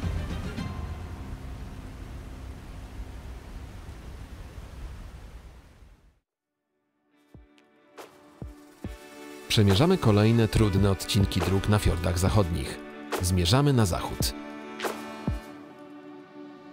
Można powiedzieć na najodleglejszy zachód. No to chyba to koniec. Ale nie koniec filmu, tylko koniec Europy. Pogoda często jest tu niesprzyjająca. Prawie zawsze wieją silne wiatry. To najbardziej wysunięty na zachód punkt Islandii. To Bjargtangar. Jest to też najdalej na zachód położone miejsce w strefie czasowej czasu uniwersalnego, czyli czasu Greenwich. Punkt położony jest na klifach Latrabjarg. Urwisko występuje na długości 14 km, a skały wznoszą się tu na wysokość 400 metrów. Co bardziej wrażliwym z lękiem wysokości, może tu się bardzo zakręcić w głowie. Tym bardziej, że krawędź klifów nie jest w żaden sposób zabezpieczona. Ci odważni mogą po prostu położyć się na krawędzi urwiska i w taki sposób podziwiać krajobraz. Na Islandii dowiedziałem się, że Wciąż masz lęk wysoki. nawet go spotęgowałem. Najlepiej czują się tu jednak ptaki. To jedno z największych na Islandii skupisk. W stromych klifach gniazdują maskonury, nużyki polarne, fulmary i wiele innych gatunków. Droga przez fiordy zachodnie to przede wszystkim odludzia, zatoki oceanu, skaliste wzniesienia, więc nie sposób przeoczyć tu tej nietypowej atrakcji. Stojący na mieliźnie wrak rybackiego trawlera Gardar. Zbudowany w 1912 roku w Norwegii statek wielorybniczy. Znany początkowo jako Glob 4. Na owe czasy był najnowocześniejszym statkiem wielorybniczym, napędzanym i przez silnik parowy i tradycyjne żagle. Niestety został pokonany przez sztorm w 1981 roku. Uznano, że jest już zbyt stary i niebezpieczny na dalszą służbę po północnych wodach.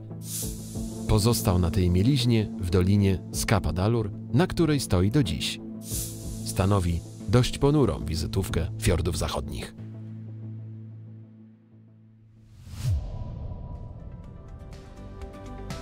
Kolejnym o wiele częstszym spotykanym widokiem tego regionu są złote plaże.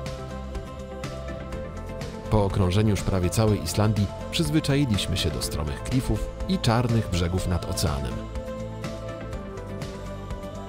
Tutaj cieszą oko plaże z jasnym, złotym piaskiem. Okolica nie jest tu już aktywna wulkanicznie. W tym miejscu nie tworzy się charakterystyczny czarny pył, stanowiący podłoże najpopularniejszych islandzkich plaż. Tu okolice zdominował piasek wyrzucany na brzeg przez ocean. To plaża Bardastrandarsandur. Przy idealnie słonecznej pogodzie może to miejsce kojarzyć się z rajskimi plażami. Ale nie znajdziemy tu jednak żadnej obfitej roślinności. A i temperatura wody, nawet w najbardziej słoneczny i pogodny dzień, skutecznie zniechęca do ewentualnej kąpieli. Nikt tu też nie poda drinka z palemką, bo najbliższy człowiek znalazłby się jakieś kilka kilometrów stąd.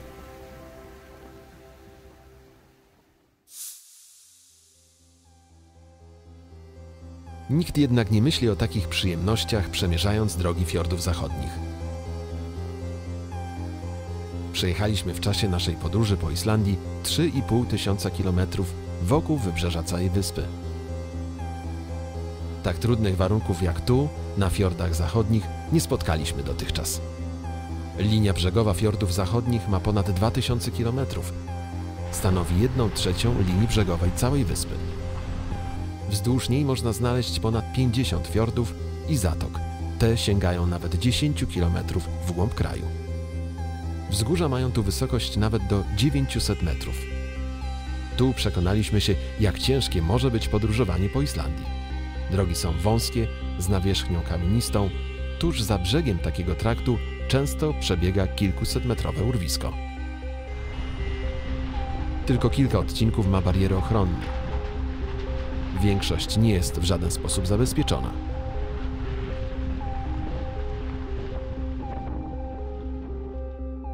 Przypomnijmy, że po Islandii podróżowaliśmy campervanem zbudowanym z samochodu Renault Master, który wypożyczyliśmy w firmie PK Campers. Samochód jak na te drogi spisywał się doskonale. Podróż po fiordach zachodnich to nieustanna jazda w górę i w dół. Tu naprawdę warto mieć mocny silnik. Nachylenie wielu dróg jest tu naprawdę spore. Wiele razy aż nie chce się wierzyć, że to naprawdę droga przystosowana dla aut osobowych. W wielu miejscach jest ograniczenie prędkości do 20 km na godzinę i naprawdę nie da się jechać szybciej. Także obliczenia czasu przejazdu w nawigacjach mają się tu nijak do rzeczywistości. Przejazd na pewno zajmie więcej czasu. Jeśli jednak pokonacie te wszystkie przeciwności, to podróż fiordami zachodnimi będzie niezapomnianym przeżyciem.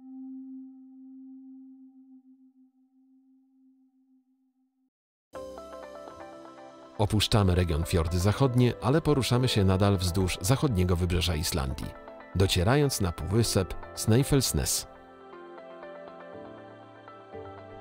Tu w miejscowości pod nazwą Hellissandur odpoczywamy po tych wszystkich przeżyciach na miejscowym kampingu. Miejscowość jest niewielka, ma niecałe 400 mieszkańców.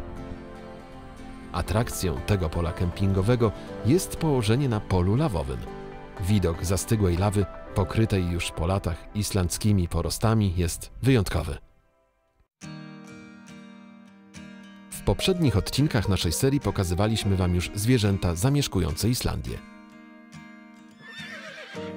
Wiele osób jednak uważa, że symbolem świata zwierząt na Islandii jest koń islandzki. Islandery można spotkać na całej wyspie. Pojawiają się w każdym regionie, przemierzając swobodnie wielkie połacie islandzkich łąk. Żyją na ograniczonych terenach, ale są to tak wielkie obszary, że dają koniom pełną swobodę. Koń islandzki to jedyna rasa koni, która występuje w tym kraju. I skrupulatnie dba się o czystość tej rasy. Na Islandię nie wolno importować żadnych koni, a raz wywiezione z wyspy nie mogą już na nią wrócić. Niektórym wydaje się, że wielkością te konie przypominają kucyki, ale Islandczycy nie lubią tego określenia. To po prostu taka rasa koni, która osiąga wysokość w kłębie do 145 cm. Rzeczywiście są niewielkie, nieco grubaskowate, z bujnymi grzywami. Po prostu piękne. Koń islandzki pochodzi od zwierząt przywiezionych tu przez wikingów w IX i X wieku.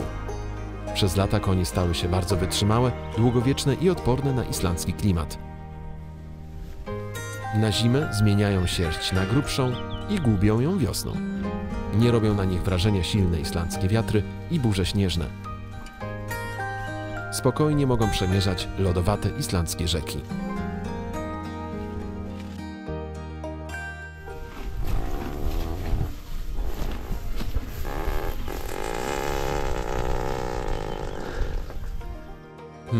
Przepraszamy. To trochę krępująca sytuacja, ale najważniejsze, by nie dać nic po sobie poznać. Są przyjazne, spokojne i ciekawskie. Uwielbiają towarzystwo innych koni, ale spotkaniami z człowiekiem też są bardzo zainteresowane. Podchodząc do któregoś z ogrodzeń, konie też na pewno przyjdą. Będą chciały być pogłaskane i spojrzą prosto w oczy. Islandery uosabiają cechy całej islandzkiej przyrody. Siłę, energię, wytrzymałość, niezależność i nieodparte piękno.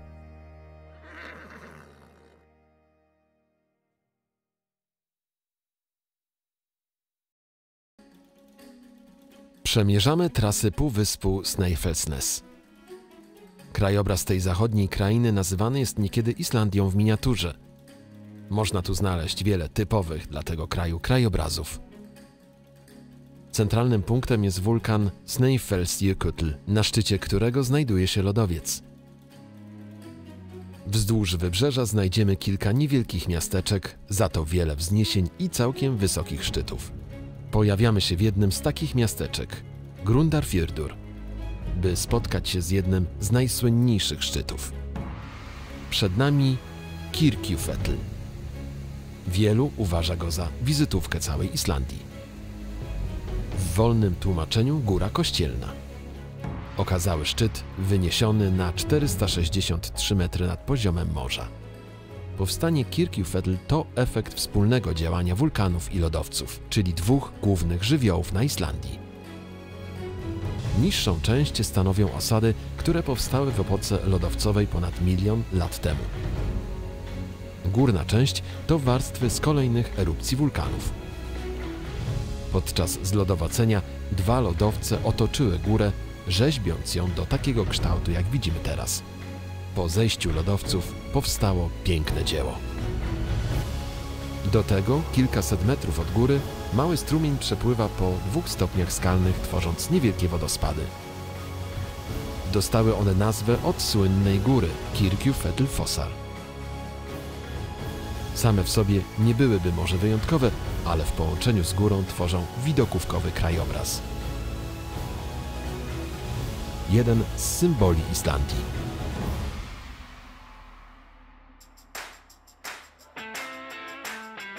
Opuszczamy półwysep Snæfellsnes i udajemy się w głąb kraju, pozostając jednak na zachodzie.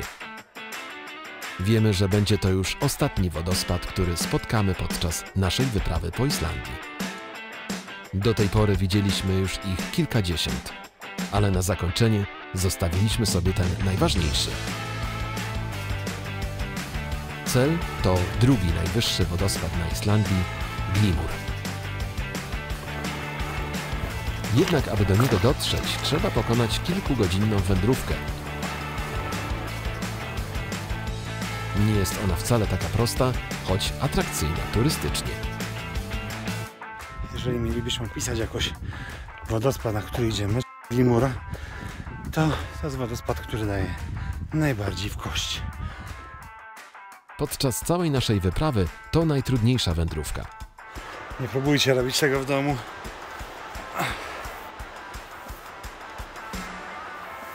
Ojej. Wiele wzniesień jest naprawdę bardzo stromych. Jeżeli planujecie coś takiego, to w tym dniu już nie planujcie sobie innych atrakcji.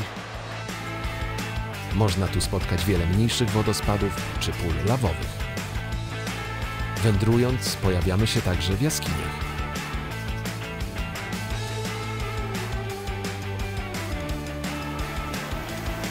Musimy też przekroczyć strumienie, niektóre dość wartkie i głębokie.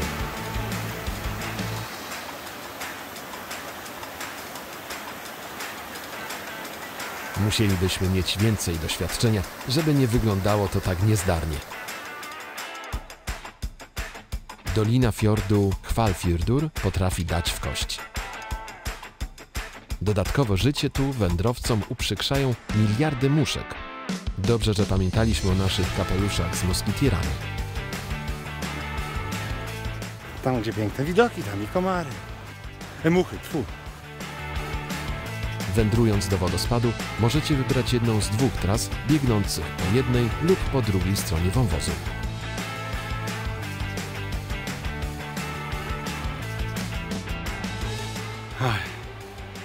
A więc widoki są przednie. Niestety jeszcze trzeba się wdrapać na tą półkę, a za tą półką jest jeszcze kolejna półka. A więc robimy przerwę na reklamę i spotykamy się wyżej.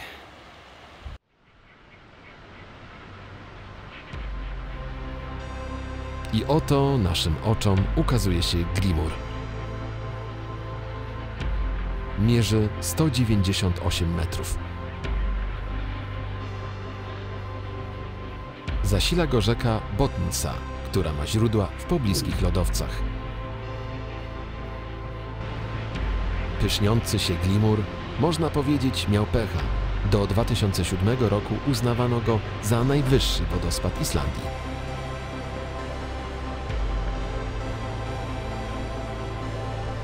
Wtedy odkryto na lodowcu Morsarjökull jeszcze wyższy strumień, mierzący 239 metrów. Jest on jednak praktycznie niedostępny dla zwyczajnego turysty. Na szczęście dla Glimura.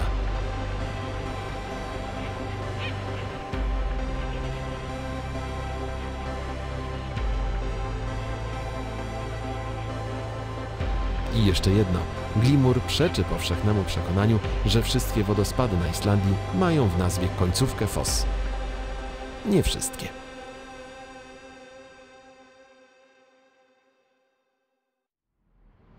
Opiekuńcze elfy zaleciły nam już odpoczynek po tej wędrówce. Jak to jest z tą wiarą w elfy? Nie wszyscy Islandczycy wierzą w elfy, ale większość nie zaprzecza ich istnieniu. Mieszkające w tych domkach wskazały nam idealne miejsce na relaks. Basen z naturalną wodą geotermalną. Secret Lagoon, znana lokalnie jako Gamla Laugin. To najstarszy basen na Islandii. Powstały w 1891 roku w obszarze geotermalnym Hveraholmi. Ten gejzer i parę innych źródeł zaopatrują basen w gorącą wodę, której całkowita wymiana zajmuje dobę. Secret Lagoon to idealne miejsce dla osób poszukujących spokoju, relaksu ciała i umysłu lub chcących zakończyć swoją wędrówkę po Islandii. Kolejny dzień naszej wycieczki postanowiliśmy zakończyć znów w źródłach geotermalnych. Są fantastyczne. To jeden z najstarszych takich basenów na Islandii. Nazywa się Secret Lagoon. No i w tak przyjemny sposób postanowiliśmy zakończyć także naszą jakże przyjemną kolejną wyprawę. Mamy nadzieję, że obejrzeliście kolejne odcinki naszej podróży wkoło Islandii. To było 14 niesamowitych dni. Doświadczyliśmy zmienności pogody, bo miało być pięknie i błękitnie na zakończenie, a pada. Kończymy po prostu po islandzku. Przepiękne widoki, przyroda, surowość klimatu. To wszystko, czego można tu zaznać na Islandii. Jest cudownie. Obejrzyjcie wszystkie kolejne części naszego filmu, no i do zobaczenia w kolejnych naszych podróżach. Łukasz, I Radek. poznaj Nasz świat.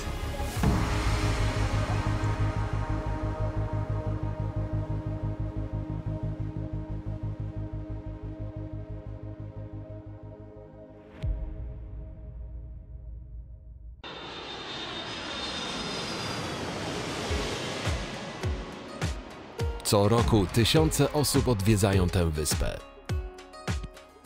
W tym roku w tym gronie znaleźli się oni, Łukasz i Radek. Teraz jeszcze nic nie wiedzą i nie rozumieją.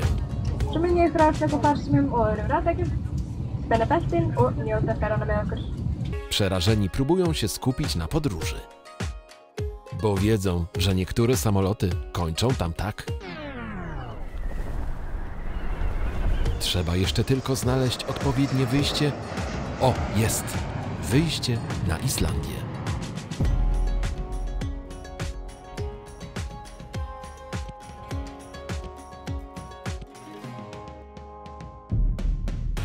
Jeszcze nie wiedzą, że w ciągu najbliższych 14 dni zakochają się w tym miejscu. Jak w każdej miłości, początki bywają chłodne. Ale wiadomo, że przez żołądek do serca. Radek, co tu mamy? Pierwszą jajecznicę na Islandii. No, pięknie. Potem nie było lepiej. Sfermentowany rekin to już było za wiele. Byli jednak twardzi jak Islandczycy. Wszystko zagryzali lodem z lodowca. Tak jak inni rodacy, zjedli tu tony taniego makaronu. A będą fish and chips? Makaron z kiełbasą. Makaron z kiełbasą. Wybrali jednak jagnięcinę, choć kiedy spotkali islandzkie owce, to zrobiło się trochę niezręcznie. Na szczęście nie spróbowali koniny i dzięki temu mogli spojrzeć islandzkim koniom prosto w oczy. Rodzącą się miłość do Islandii skutecznie rozpaliły słodkie maskonury. Ale psst! Nie mówcie nikomu, że Islandczycy też je jedzą. Tak, miłość do Islandii jest słodko-gorzka, jak lukrecja, ale jak mówi przysłowie, Nie ma Islandii bez Lukrecji. Nie ma Lukrecji bez Islandii. jak to w każdej miłości zdarzały się potknięcia. Ale zawsze wychodzili z tego zwycięsko. Dzielnie znosili życiowe sztormy, a przynajmniej starali się. Początkowo opierali się, nie chcąc popłynąć z nurtem. Ale Islandia kusiła ich na każdym kroku, dozując błogie chwile. Nawet nie wiecie, jaką przed chwilą miałem przyjemność. Wykąpałem się pod prysznicem. No nie da się tego opisać. Niebo. Boże. Boże, jestem w niebie. Jestem w glonowym niebie. I tak ostatecznie wpadli w ten żywioł po uszy. A Islandia tylko podgrzewała atmosferę. Ała, ale wrzątek. Oż ty. Zakochiwanie się w Islandii sporo ich kosztowało. Możecie wydać lepiej te 200 zł. Czas mijał szybko, noc zlewała się z dniem. Z blaszanej sypialni aż nie chciało się wyjść. Ale przecież zawsze czekał kolejny wodospad. Więcej wodospadów! W pewnym momencie ta miłość wystrzeliła. Mroźna Islandia przyniosła pachnące kwiaty. I aby przypieczętować to uczucie, obdarowała ich wielkimi diamentami. Teraz już wiedzą, że to miłość na całe życie. Radek, czy polecamy to miejsce? Zdecydowanie. No widzicie.